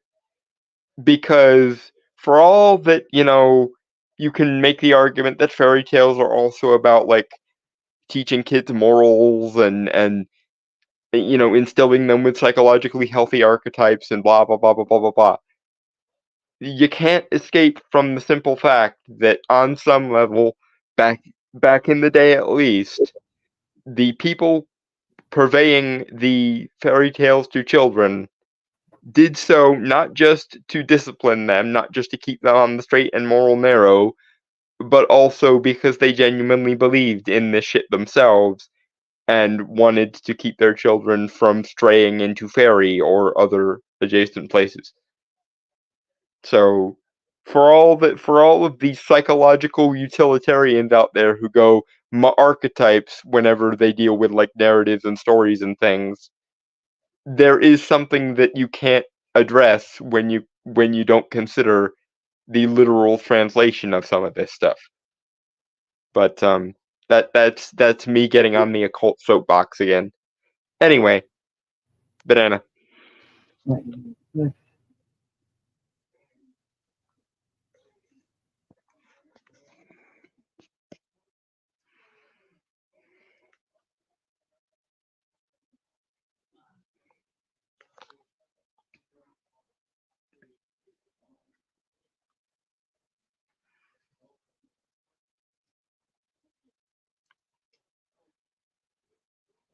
That hurts.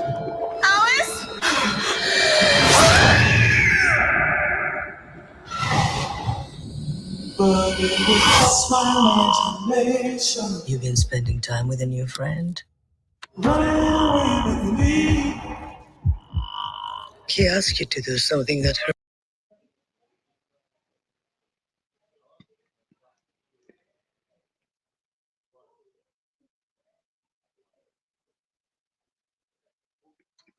I don't really have anything to add at this point. Banana. Yeah.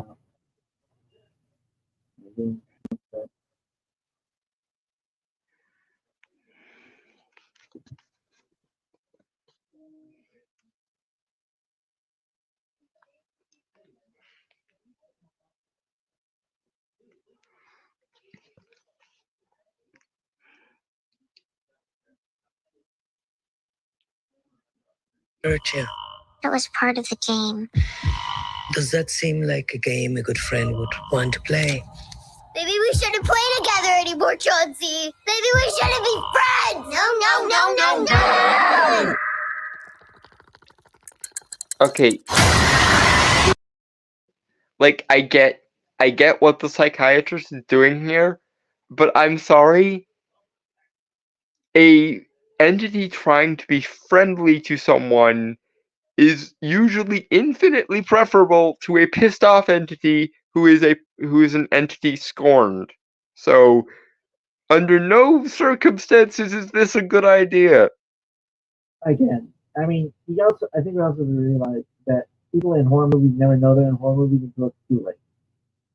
Well, but yeah, again, the fact that it seems like all horror movies exist in a multiverse where no one has ever seen a horror movie most of the time. But still, it's and again, this is why myself in Search for the Lionhearted universe basically specializes in preventing this kind of shit, or at least cleaning up after it when it does happen. But anyway, that's neither here nor there. I mean, I was gonna say that if anything, again, the best thing you do is probably explain that the hurting them isn't the good thing. Not that you shouldn't be friends anymore, but yeah, because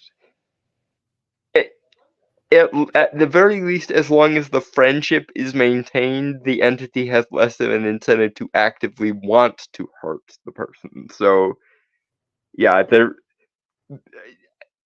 I get that this is probably a psychiatrist or psychologist thinking that this is all just in her head at this point. But even so, like, whether it's a real entity or whether it's simply psychologically traumatizing the child, I don't see any benefit to this.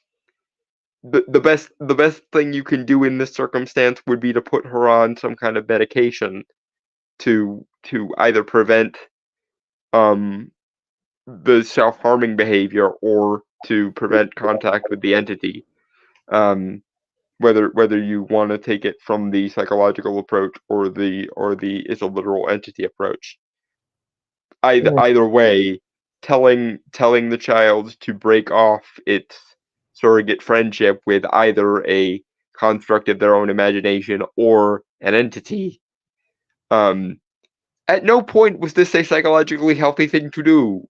Is all I'm saying. Like whether you believe in the literal existence of such an entity or whether you believe it's all in her head, taking away a child's imaginary friend before they have grown out of it, even in such a case as this where it's escalated to self-harming behavior, is probably going to be more traumatic than trying to, soft pedal the child to psychological safety.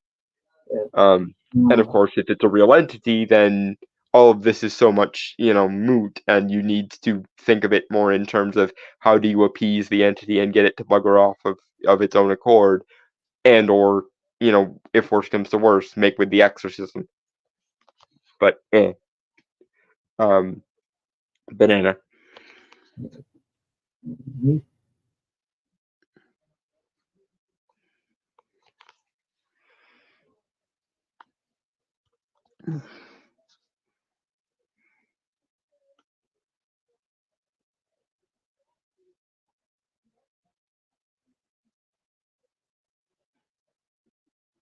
Alice? Alice? Alice?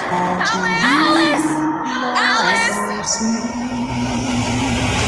She's lost, but we're gonna find her. Every culture has entities that tether to the young. We call them imaginary friends. You are always playing with your. Okay, so here is the rub. And I'm going to be terminologically pedantic here. If you know it's a separate entity from the child, then it's not a product of their imagination, is it?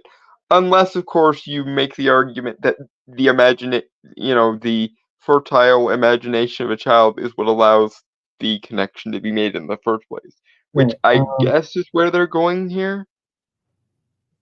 The idea that the purity of the mind, the pure creativity of the mind of a child allows them to pierce the veil or something along those lines. But specifically, it seems like an entity that has been around for a while, because the bear, or Chauncey, was the mother's or the lady's imaginary friend when she was a kid, because it's her old home and it's been there for years. And also there was that thing that the daughter said at the beginning of Chauncey doesn't like you anymore because you abandoned him. Yeah. Or something along those lines, or you left him alone. Your fucking clue that there was more going on. Yeah, it's like of all the like yellow and orange and red flags you had here, that would have been my first like, okay, what? But then again, I'm the sort of person who doesn't mind thinking of things in terms of metaphysical nonsense, so maybe I'm just better equipped to handle things like this, but I'm just saying, like, the fact that at some point it's common sense. I'm just saying, when a child holds, like, basically your childhood toy and says that it says something so personal and basically full of venom, that's what I'm assuming what it said, how it said it. That should be. Yeah, either your child has psychological issues, which is possible, or there's more to this entity than meets the eye.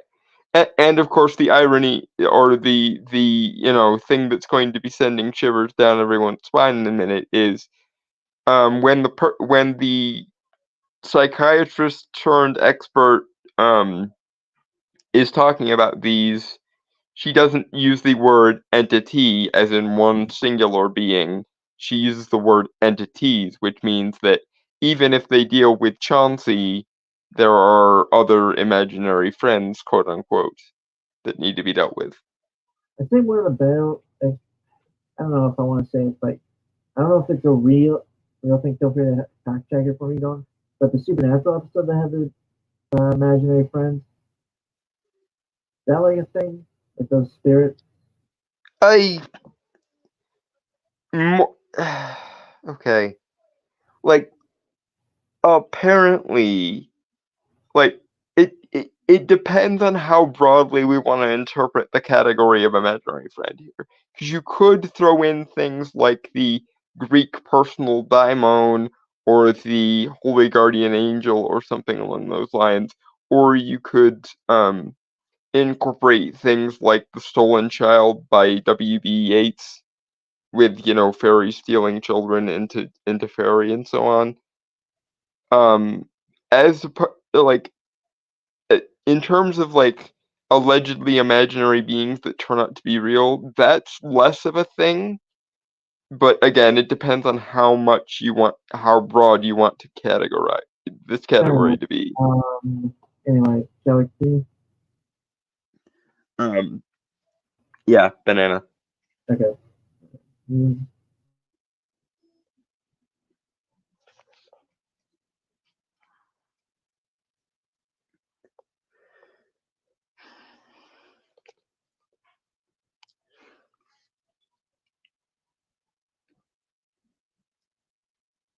Or imaginary friend. When the connection is severed, the entity becomes enraged. He says he's right behind you. But it was just my imagination. Can I hang out with your imaginary friend? He's not imaginary.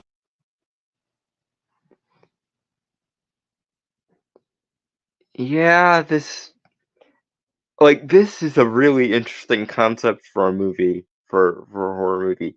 And again, if it's successful, I want a live action adaptation of Foster's Home for Imaginary Friends. Minus the horror. But speaking of that, a Foster's equivalent in this universe would probably solve this problem. if the entities in question could find new people to latch onto that wanted them, that would probably solve this. You know what this also reminds me of? There was a movie. It was a Disney Channel original movie, obviously a more kid-friendly version of this, but it was called Don't Look Under the Bed. And the idea there was that imaginary friends who got rejected or separated from their charges before it was their time to give them up would turn into boogeymen. Huh. And it turned out that this girl's imaginary friend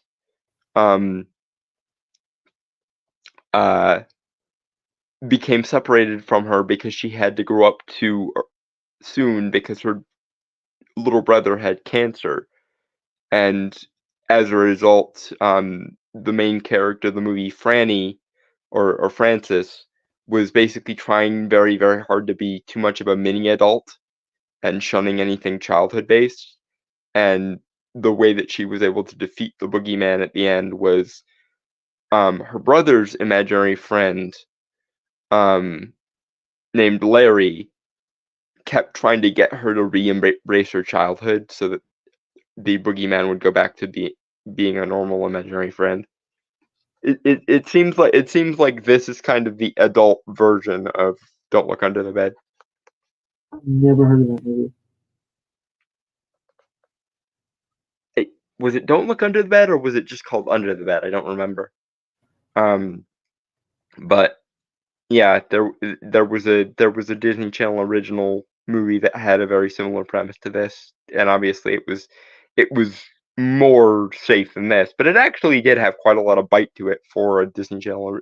This was of course back when Disney Channel original movies could have actual effort put into them. But banana.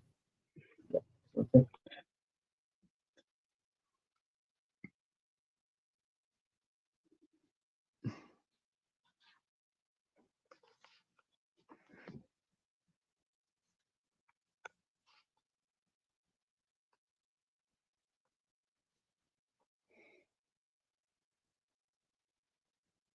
Harry, he's not your friend.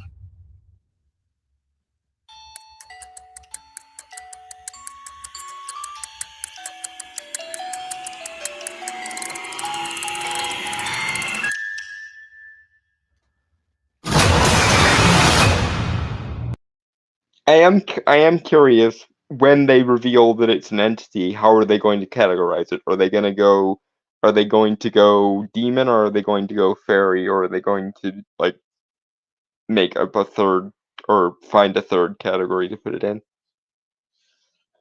Because I could definitely see this being just straight up it's a demon, but I also could see if they're being a little bit more nuanced, something like a fairy, or something even more obscure or niche. If they're being smart, I think they might go something a little bit more obscure and niche just to give it a kind of uniqueness, which sounds again it sounds like a good use of premise one way or the other. So, because again the easiest way to go about this is, oh, it's just a demon and it's trying to get her to go to hell, but I don't think that's where the movie is wanting to go. And if it turns out that that's where the movie ends up going, I'm gonna be mad because there's so much more potential to this premise. Or are they gonna go, all these traditions are linked somehow, and it turns out the entity does something completely different because we've been wrong all this time or something? They might also do that, which would be better than just going straight up demon, but would still be more annoying than either finding another category altogether or going like fairy instead of just straight up demon. But anyway, next. This is a bittersweet trailer here. Last trailer for Aquaman and Lost Kingdom. Yep. And I say it's bittersweet because one, this looks amazing, but it sucks because we all know it's not going to be Kingdom. Yeah, between the James Gunn fiasco and the Amber Heard of it all, honestly, I still think it might do reasonably well. Like, maybe it'll make half of what the first Aquaman did, which is still better than most of what DC has managed this far, and it's also better than either, obviously, the Marvels or Ant-Man and the Wasp: Quantumania. And hell, if it manages to make half of what the first movie made, because the first movie made like something like 1.14 billion. So if this movie makes half of what the first movie made, then it would still be above Ant-Man 1 as well. So it'd be somewhere between what Man of Steel made in 2013 and what Ant-Man and the Wasp made back in 2018. Right. But yeah, between the James Gunn thing and the Amber Heard thing, this is going to have an uphill battle to get people in the seats. Is there a banana fish? I don't think so. Hold on. Sea cucumber. Hold on. I want to check just because I'm curious. If there is one, I'm probably going to laugh myself silly. I think the closest thing we're going to be able to do is sea cucumber, though. And also, I can't see it, so I'm going to have to jump out and come back in. Okay.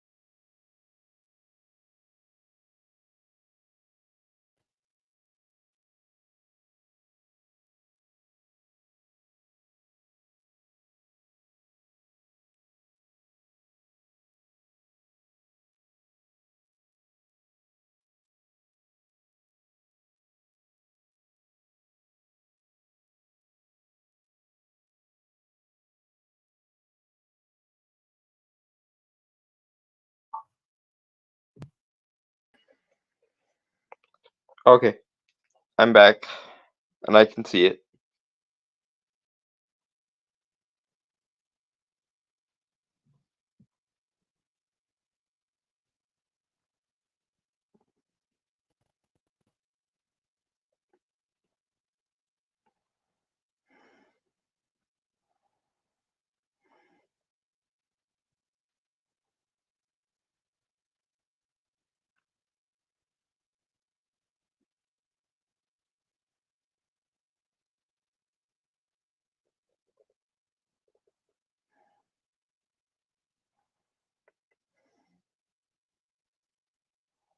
Brainstormer? Are you there? 'Cause I can't hear you.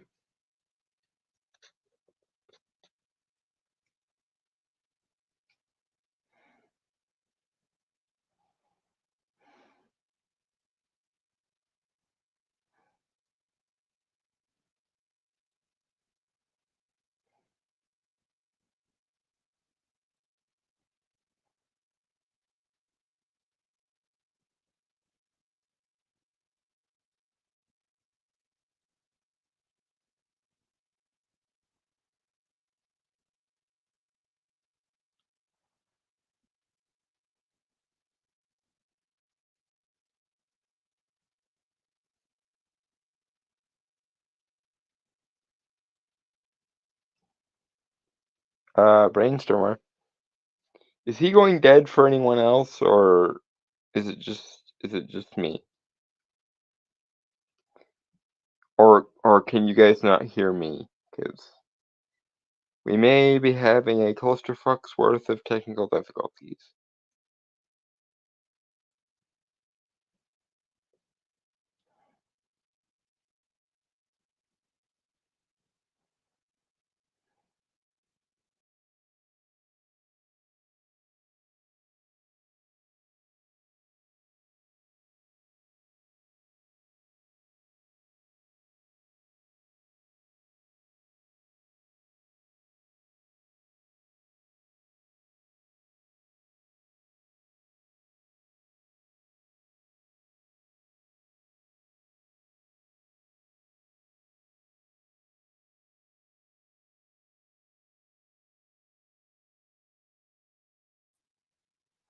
Okay. I assume you had to reboot again? I just had to close down my browser for whatever reason. Yep. I figured. Because when I came back in the first time, I couldn't hear you. Yeah, so yeah, I was pretty on my end there. Yeah. Okay. Lost Kingdom trailer, Aquaman, Peacekeeper. Mm-hmm. Sea Cucumber.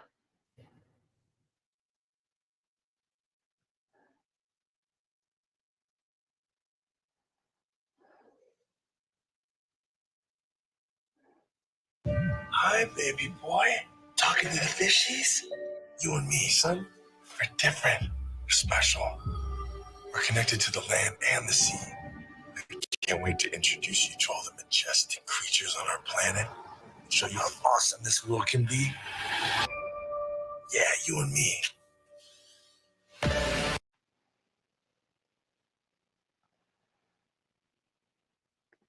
Okay, I didn't know how much I needed Jason Momoa pretending to be a loving father in my life, but it's adorable as hell. Isn't he dead in real life? I don't know, to be honest. But I didn't realize how adorable Jason Momoa can be, and now I know. Still needs to shave though, in order to be attracted to me. But yeah.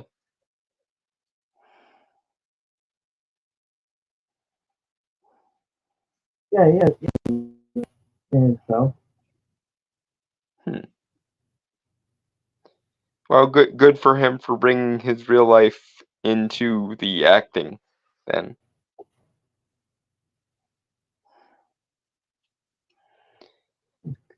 I had heard a theory that this is going to be an adaptation of when Black Manta killed one of the Aqualads.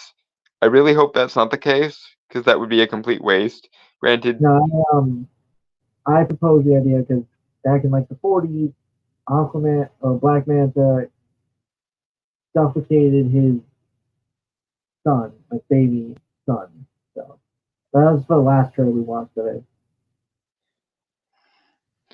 yeah, I really hope that doesn't end up happening, because Jason Momoa giving dad vibes is a whole mood, and I don't want to see anything bad happen to his kid.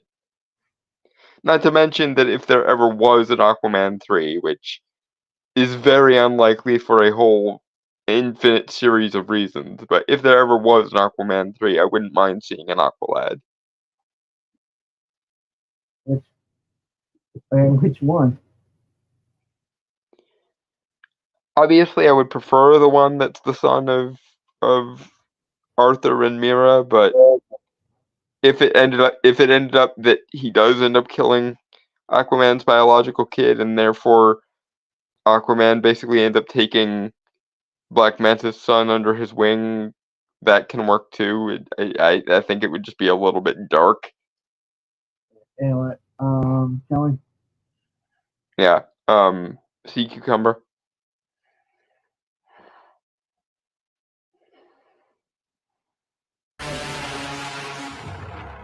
I'm gonna kill Aquaman. Even if I have to make a deal with the devil to do it. Free me from my prison, and all my power will be yours. The key to this prison is the... Okay, what the hell kind of entity is Black Manta making a deal with? I'm fairly certain in the Aquaman comic book, but I don't know off the top of my head. Yeah, I don't know this particular vector of the DC universe well enough. Yeah, it fucking sucks because this was fucking cool. Like, yeah, I want this movie to do well, but I also don't want to encourage Amber Heard's career, so also James Gunn deserves to suffer because of the stupid decision to announce the first half of Phase 1 of the DCU before any of the other DC movies came out. Right, but also,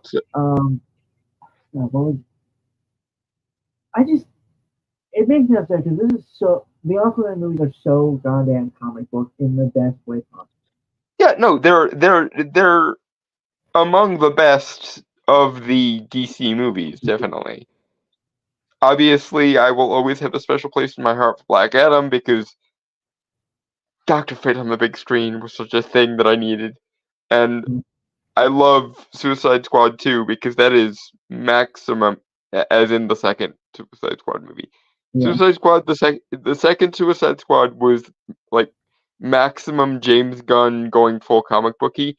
And of course, Joker is a classic for an entire generation. So, like, there are better DC adjacent movies in the most recent crop of movies, but Aquaman is certainly up there. Right. Anyway, Sea Cucumber. Sea Cucumber.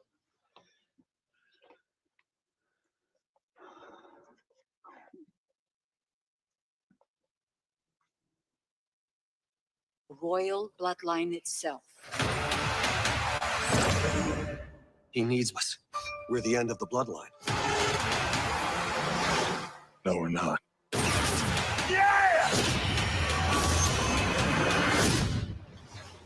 Manta took Junior.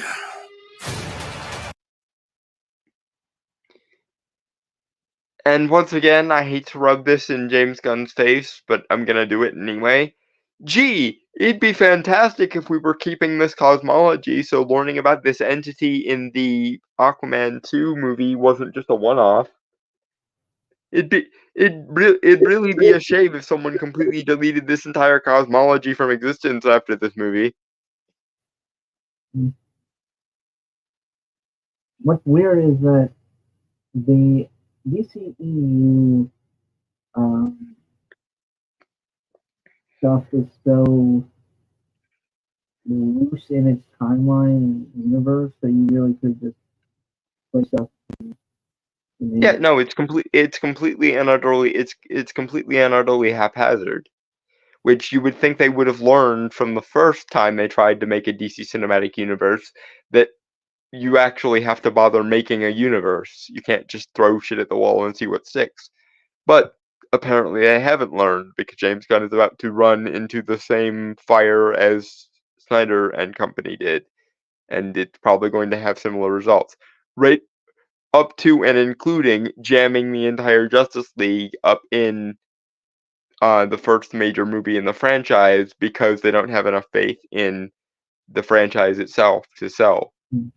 Anyway, Which is anyway, yeah. Sea cucumber.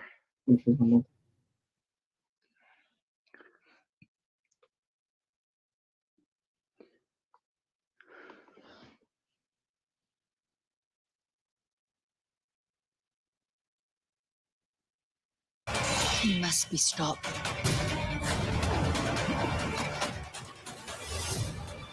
I'm coming for you.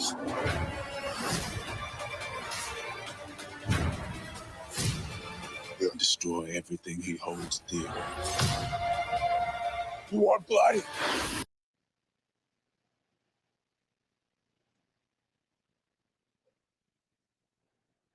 I will say I was hoping for someone other than Black Manta to be the villain this time, but I guess they did set up his his return in the first one, so okay, fine.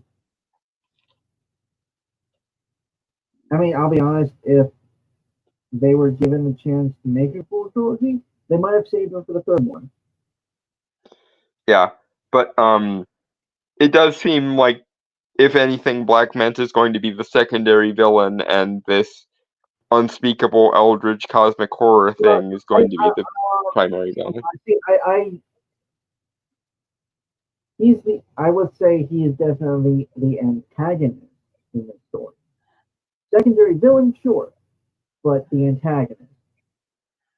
Yeah, because very different things. Yeah, it seems like the relationship between Black Manta and unspecified supernatural entity in this is going to be similar to the usual relationship between like Mordo and Dormammu in the comics.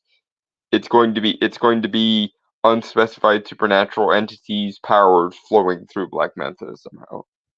Yeah, Black Trident. Yeah. But Sea Cucumber.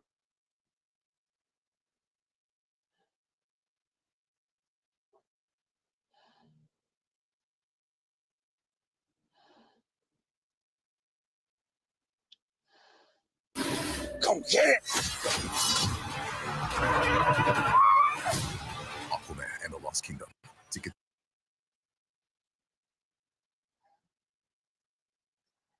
Like, again, this looks really, really fucking good, and it makes me sad because literally everything there could be going against this movie is going against this movie. Everything except the quality of the movie. Like, the quality actually seems to be there. It's just that literally everything else is going against the movie, and it makes me sad. Though I do wonder if this movie winds up making, like, again, let's say half of what the first one made. Therefore, it would still technically be a success, just not a runaway success like the first one was. Will they learn the correct lesson from it and basically leave Aquaman's corner of the DC universe alone? Basically, keep it in continuity with the other two? Or are they going to then take that and run with it, and then Amber Heard's going to get her career back? Because, like, if there was only a way we could make this movie be successful without like funneling clout back into Amber Heard's career, because like as good as this movie is, I don't want to support Amber Heard as a person. So, not to mention I don't want to support these stupid creative decisions being made by James Gunn at this moment. So, yeah, it's. Hopefully it makes enough to not be a bomb, but not so much that they learn the wrong lessons from it. That's basically where I want it to end up, making about half of what the first movie made.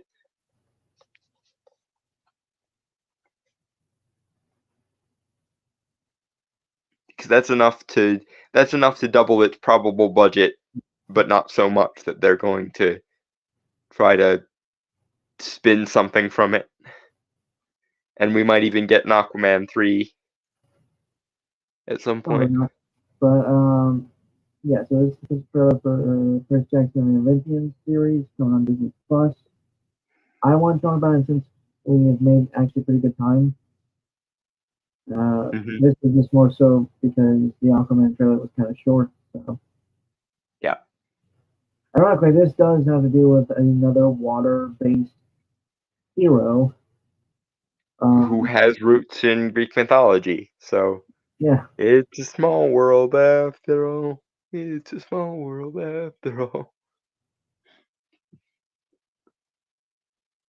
Oh, yeah, I pressed the wrong button. Ah, I thought we lost you again, but No, apparently not. I pressed stop sharing screen instead of muting myself. Okay, but yeah. All right. There we go. Okay. Mute myself.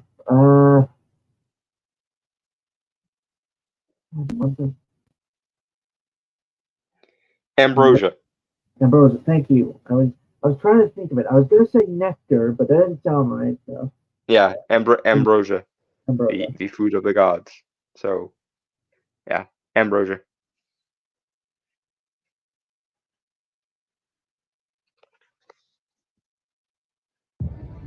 Perseus. That's me.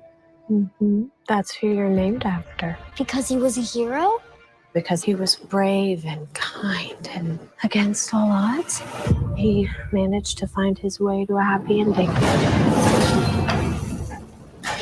I'm used to the world. Again, I love that this is the first time in forever that a parent in one of these, kid is special and has a secret destiny type stories where she actually fucking prepares him for the secret destiny prior to the big reveal. Because God, I hate that. I hate that trope of like we can't tell him anything about where he's from or what he is because reasons. Well, if I remember correctly, not book-wise, it's been a while since I've read books, like maybe a decade or so. So I'm going off the knowledge I have from 10 years. If I remember correctly, she doesn't technically outright say, like, he's a son of a god. He's aware of that when he goes into Camp Half-Blood. But he's claimed by Poseidon during one of the mock battle trials. During the training scene. Yeah. Yeah. So he doesn't know who his divine daddy was, but he just knows he has one. But his mom technically never. I mean, yeah, preparing him sure doesn't tell him right, exactly.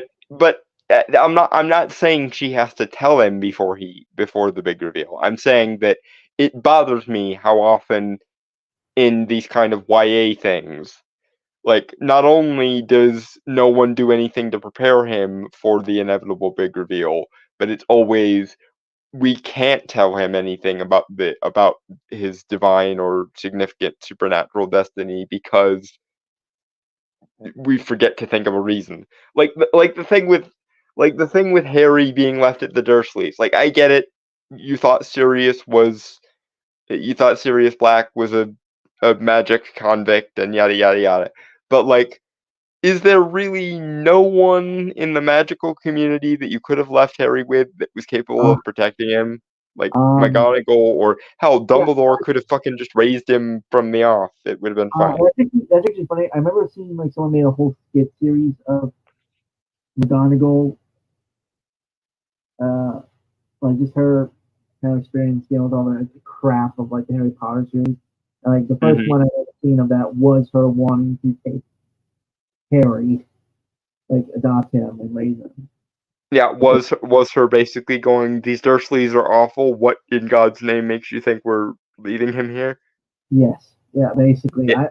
It's paraphrasing, obviously, and it's a lot more funnier coming from the lady who did the skit.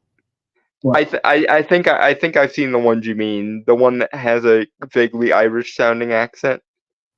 Yes. Yeah. Yeah.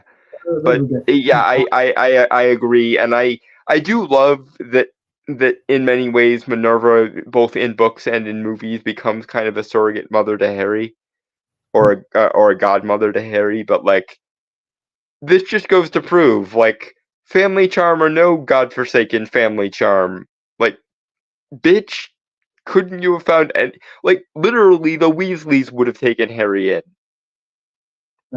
I'm sure that if Dumbledore had gone to Arthur and Molly, then Ron and Harry could have grown up surrogate brothers. It would have been fine. Again, I want to point out how like cinematic this looks. No, Disney is definitely not skimping on the budget, which is nice. But also, it's not oversaturated, but it's also not desaturated. You know, like the trees there, kind of seem like focal point for me for some reason, are just yeah,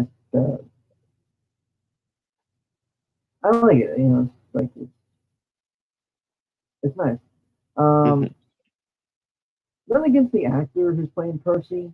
It's just that he kind of doesn't look anything like how the books describe him. Like honestly, Logan Lerman looked a little more closer to that in the movies, minus his more Mediterranean kind of skin tone. But I mean that works because, well, you know, Greek god is, you know, Mediterranean, so that does sort of work. So, yeah, he's got black hair and blue eyes. So I mean, I don't really have a skin. I don't really have a dog in this particular fight. It's a little nitpick, but I do respect that they have them kind of the same age. Because Percy actually is supposed to be like 13 or so. Yeah, they aged him up for the movie adaptation, so they didn't have to deal with child actors. Given the time, I can understand just because most of the time there aren't like a lot of good child actors. So yeah, a good child actor is like trying to find a needle in a haystack. But yeah, this time they seem to have trying to find a black pin at the bottom of the ocean. I see what you did there because well, Poseidon.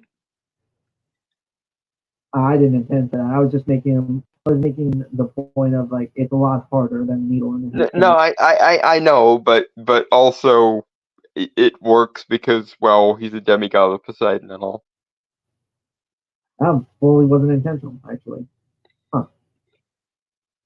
This always happens. You always accidentally do things, and then I go, "Oh, hey, I see what you did there," and then you go, "Wait, I didn't mean to do that. What the fuck?"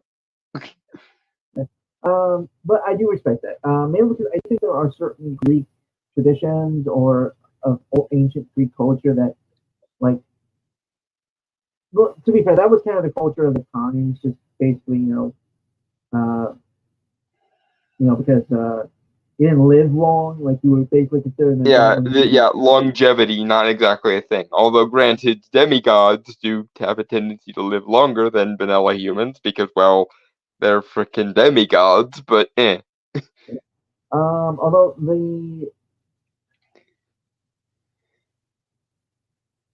I don't really have anything else. It all looks really good. Like I really like it. It looks good. Has more of a.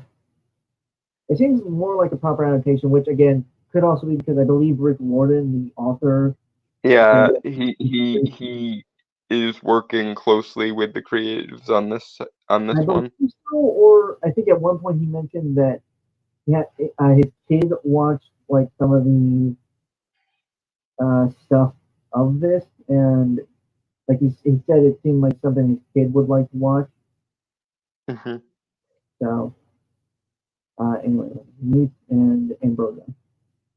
Ambrosia.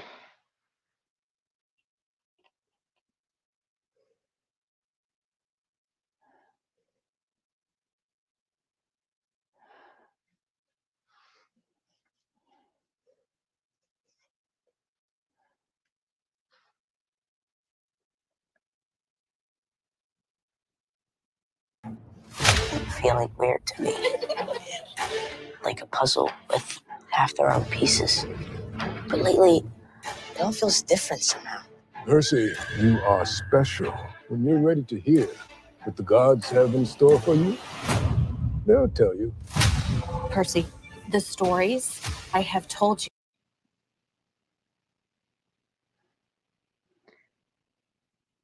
I still don't really like the your brain is wired for Greek, therefore dyslexia thing.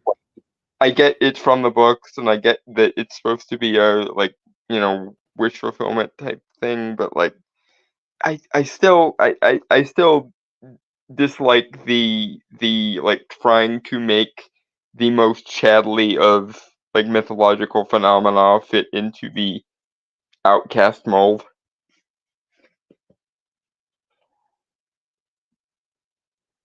So we get a first shot of Ares, I believe is who it is. Mm-hmm. Definitely looks God of War-ish. I mean, Ares gonna Ares. I just mean bad boy looking guy stories and stuff. I do like that they're going with Ares first instead of Hades because fucking Well, okay, so Ares. Hades gets such a bad rap, man. Ares is supposed to be kind of the antagonist or villain of the first book. Yeah, I remember they changed it to Hades in the movie, and I was just like, oh my god, why? I think also like drastic, like even compared to the books, they did Hades very. Hades, as he's portrayed in the book, isn't like a dick. I mean, he is, but he's not malicious. It's just again, like I think I mentioned before, apathetic in a way. Yeah, he just doesn't give a shit, which is more often how he is portrayed in the mythology. Is sort of I have a job to do, I'm gonna do it, and anything else is sort of immaterial to my just doing my job thing. He's actually probably the most psychologically stable of the 12 Olympians. And let's be entirely fair. Even mythology does Hades dirty because he was technically the oldest child, and typically, according to rites of succession and rites of passage in Greek society, the oldest child inherits everything. But Hades, Poseidon, and Zeus drew lots, and Hades got nerfed in the lots, and he just kind of ran with it. Which I respect him for not kicking up a fuss over it, but it's still like even mythology did Hades dirty, man. I tell you. I don't know anything else to say. I mean, all people some people could get upset about certain casting choices just because they're not. They don't look like they did in the books, and I made that little nitpick with Percy. But again, as long as my whole thing is, you pick an actor or an actress who fits the character the most, And like I said, I don't really have a dog in the race with regard to this franchise because the strongest connection I have to the Percy Jackson franchise is my crush in high school was apparently a really big fan of them. So that's as much as I have a dog in the Percy Jackson fight. It's a shame because they do introduce a big dumb jock Cyclops character. Yeah, I know that the brother that he had in Sea of Monsters was very much like that in the books, and I'm once again just gonna say one of the reasons why I don't really like this forcing the demigod into the outcast mold thing is demigods should sort of by their very nature be Chads out of the bottle. So, but again, that's just again, I will forever have that nitpick that they kind of nerfed the shit out of demigods to make the outcast thing work. But oh well. Ambrosia. About Greek gods and monsters. They are real. This is crazy. You are a half-blood, and half-bloods are not safe in the world. Everything has been training for what's still ahead of you. Hold on.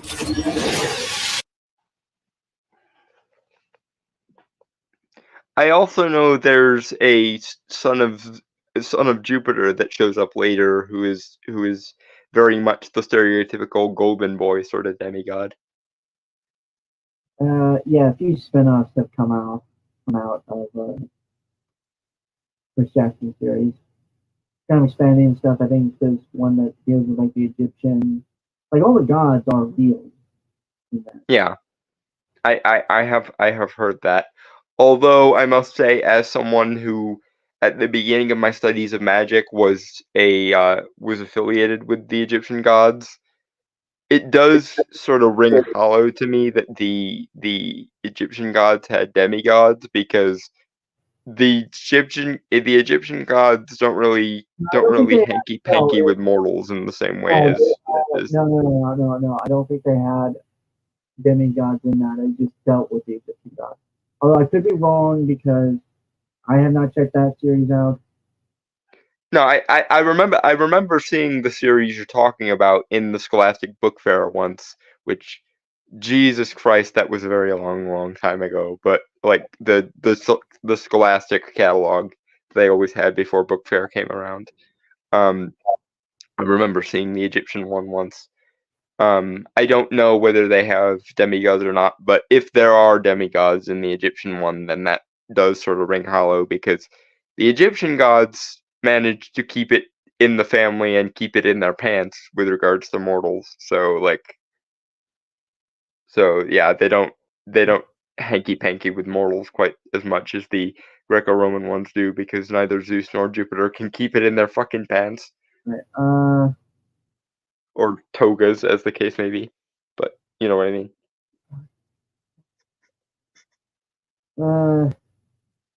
Yeah, Dan. So there's a daughter of Zeus. And a son of Jupiter, because Zeus was able to break the treaty by assuming his Roman form.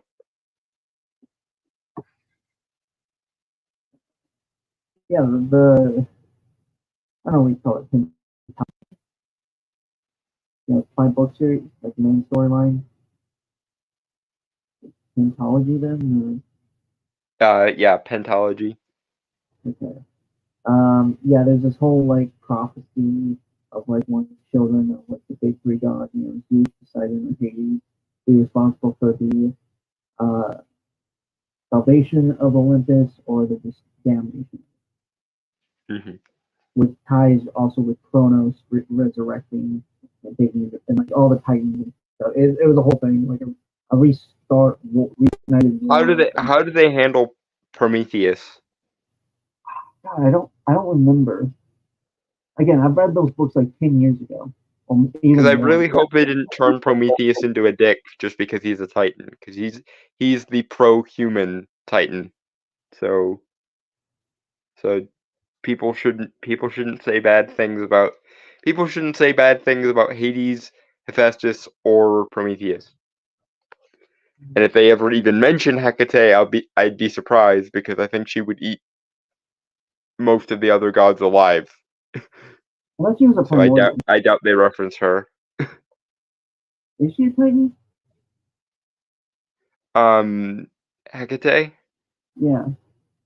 It depends on which what's the word for which family tree you go off of, because in some versions she's a Titaness. I consider those to be the more accurate ones because they're also older, and in some versions she's a daughter of Zeus or a daughter of someone else. But again, I tend to lean more towards her being a Titan because it also fits her. Like you can almost tell where certain entities are supposed to fit because the thing that they're gods of or associated with, the more primordial it is, the older the being tends to be. So like the Titans, and then of course above them you have the primordials, and then below the Titans, and below the primordials and the Titans you have the Olympians, and then below them you have the like minor like tributary gods and nymphs and shit. And then then demigods after that. Yeah, well, yeah, obviously. Although I think there's more demigods than there are like third generation minor gods because again, a lot of the Olympians simply cannot keep it in the pants. Right. Okay. Anyway. Or again, togas, but you know what I mean. Ambrosia.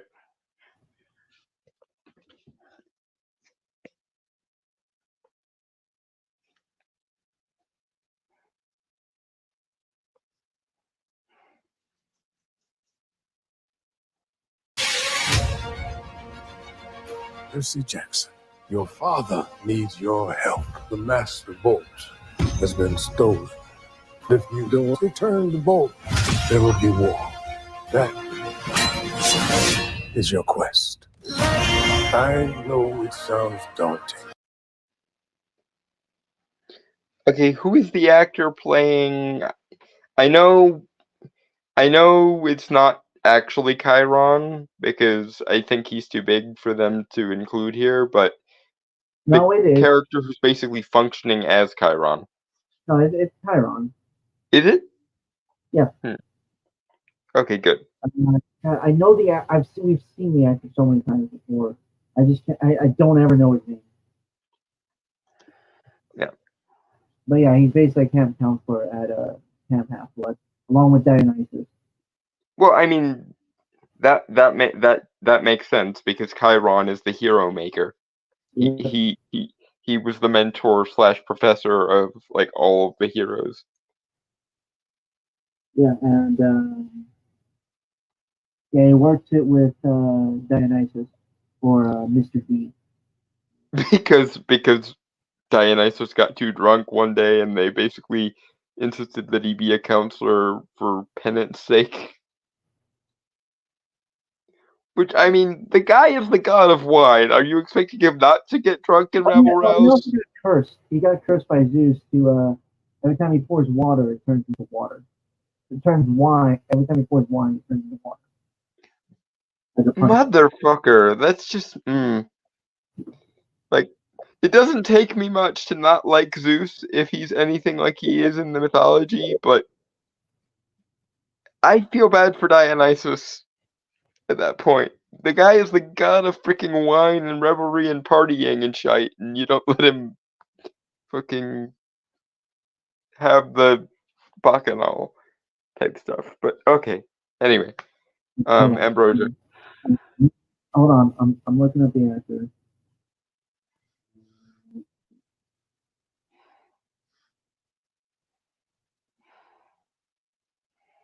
So Zeus perpetually cock blocks Dionysus' fun. That's again, it doesn't take much for me to dislike Zeus if he's anything like he is in the mythology, but add that to the list of reasons to not like Zeus, I suppose. Lynn Herman. I don't think I've ever seen him in anything, but I hope to see him in more things. No, I'm fairly certain you have. Hold on. I'm looking him up right now.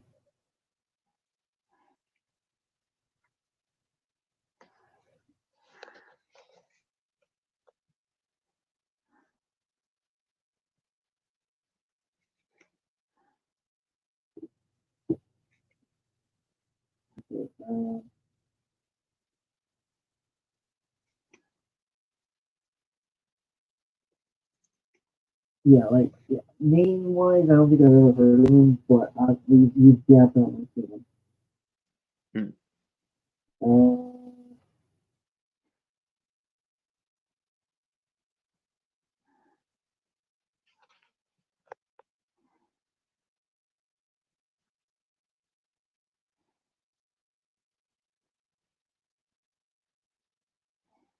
Let's go.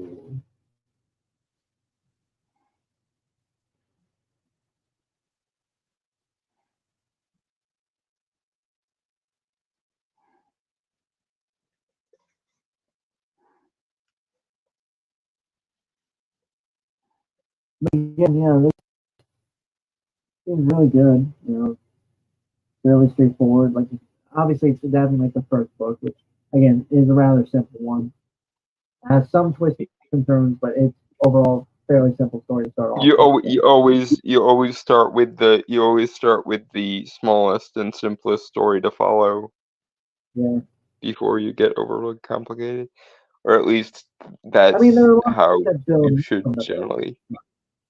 There's a lot of things that build up from the first one. Right, but you have to kind of introduce the world in its simplest form, otherwise it creates a barrier to entry for the reader / viewer. Okay. Anyway, shall we Ambrosia? Sorry, I'm just looking at like the stuff he's been in. He's done a lot of things. Nothing I don't think either of us have really seen, but I know him. I've seen him, like his voice. I think I've definitely heard before. Apparently he was in Super 8. Oh, okay. Dr. Woodward. Oh, okay. Yeah, I am vaguely familiar with that. Also I remember Super 8. Yeah, he's also in John Dies at the end. Who did he play in that? Because that's one of my favorite weirdo movies. Yeah, he played the detective. Oh, right. Okay, yeah.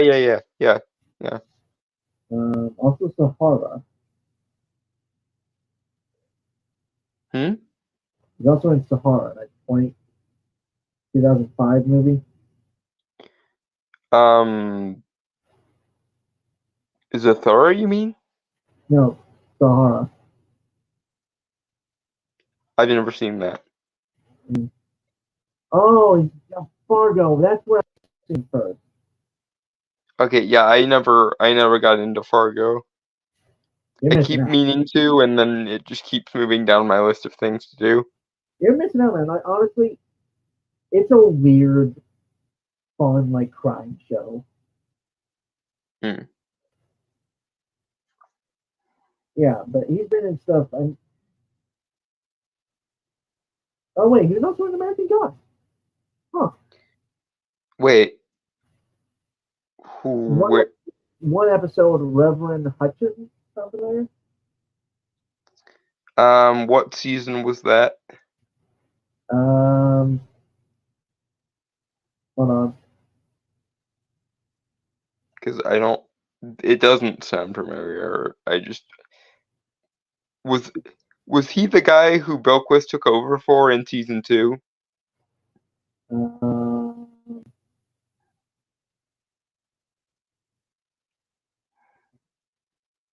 Because I don't remember there being any Reverend in season 1. It could have been. I don't know, man. It technically doesn't say. Either way, we are. Yeah, Ambrosia. Give me a second. We need to move with the speed of Hermes to finish this trailer. Lol. I've got mythology jokes.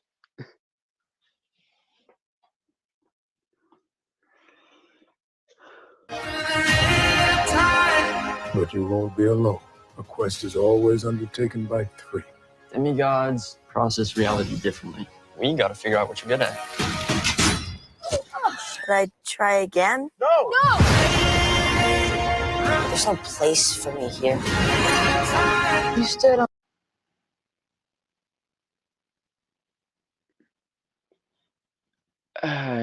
Again, I know it's probably accurate to the book, but the trying to make the demigods fit in the outcast mold is really just like it's not on, dude. It's I get that entire generations of people, including the guy I had a crush on in high school, like this franchise, but the idea of like there's got to be better ways to do this so that you can have demigods in the outcast role, but I just the whole making demigod tendencies backfire on people so that they become outcast types is it's even that I can think of ways that could be done better, and I just it's not for me.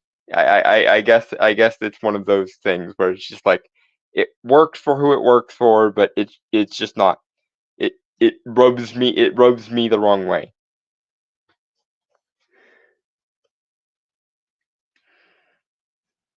So, I was going to make mention of the music, which is called Riptide. Lol. I'm wondering if that was specifically chosen for this because that is also from the Greek translation of the sword Perseus given by his father, which it's like a classical sword that looks like a pen and paste like it. Yeah. It's like its translation does mean Riptide. Okay, fine. That I didn't find out myself actually. That I've never seen someone actually post it in a comment. I was listening to the song. So.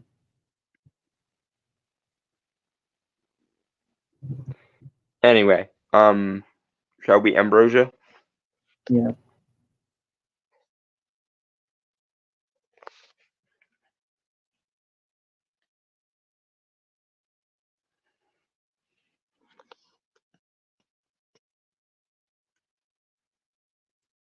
I don't get where you fit into office.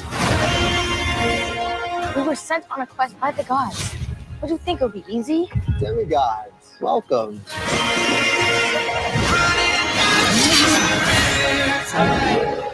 I'm not leaving you. Perseus.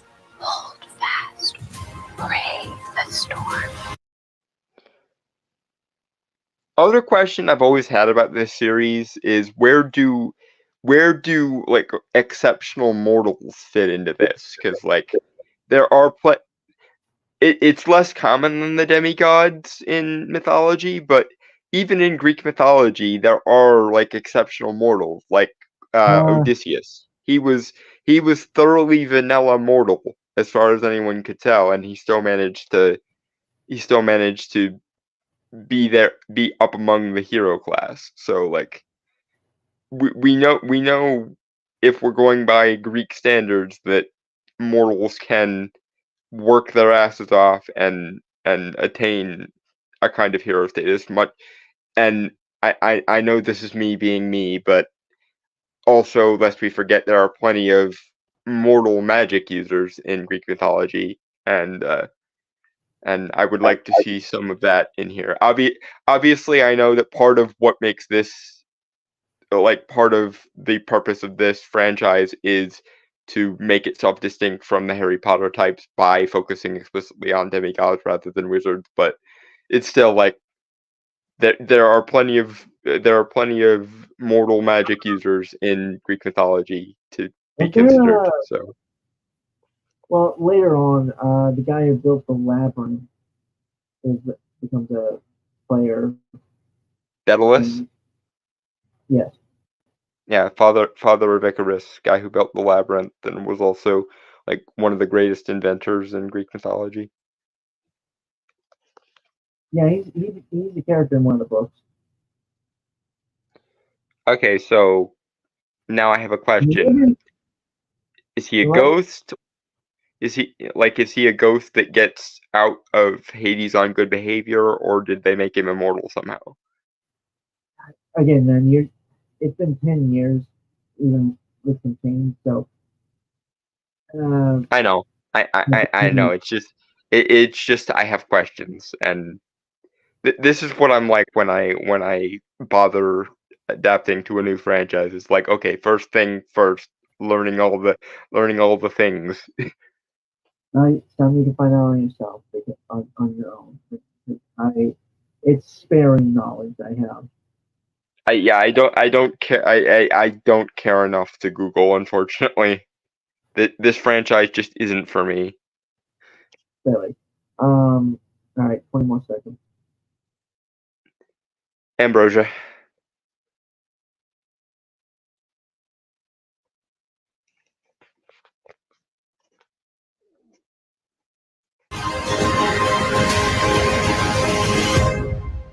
Maybe I won't even need a sword.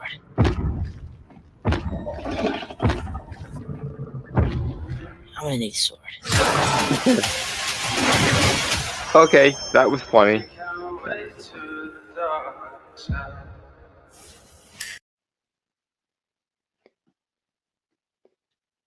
I hope it's good by the standards of the fan base, because obviously I've known plenty of franchises be fucked by people who didn't have respect for the fan base.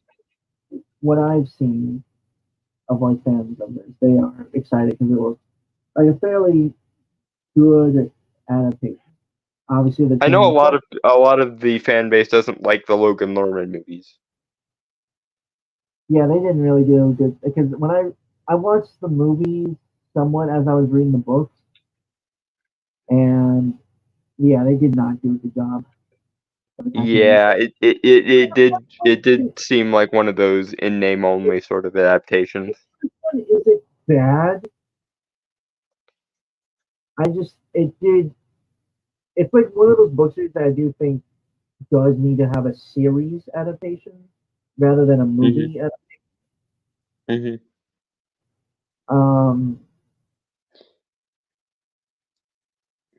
I think what happened with the movies is they were more interested in the concept of modern day demigods than they were actually adapting the books.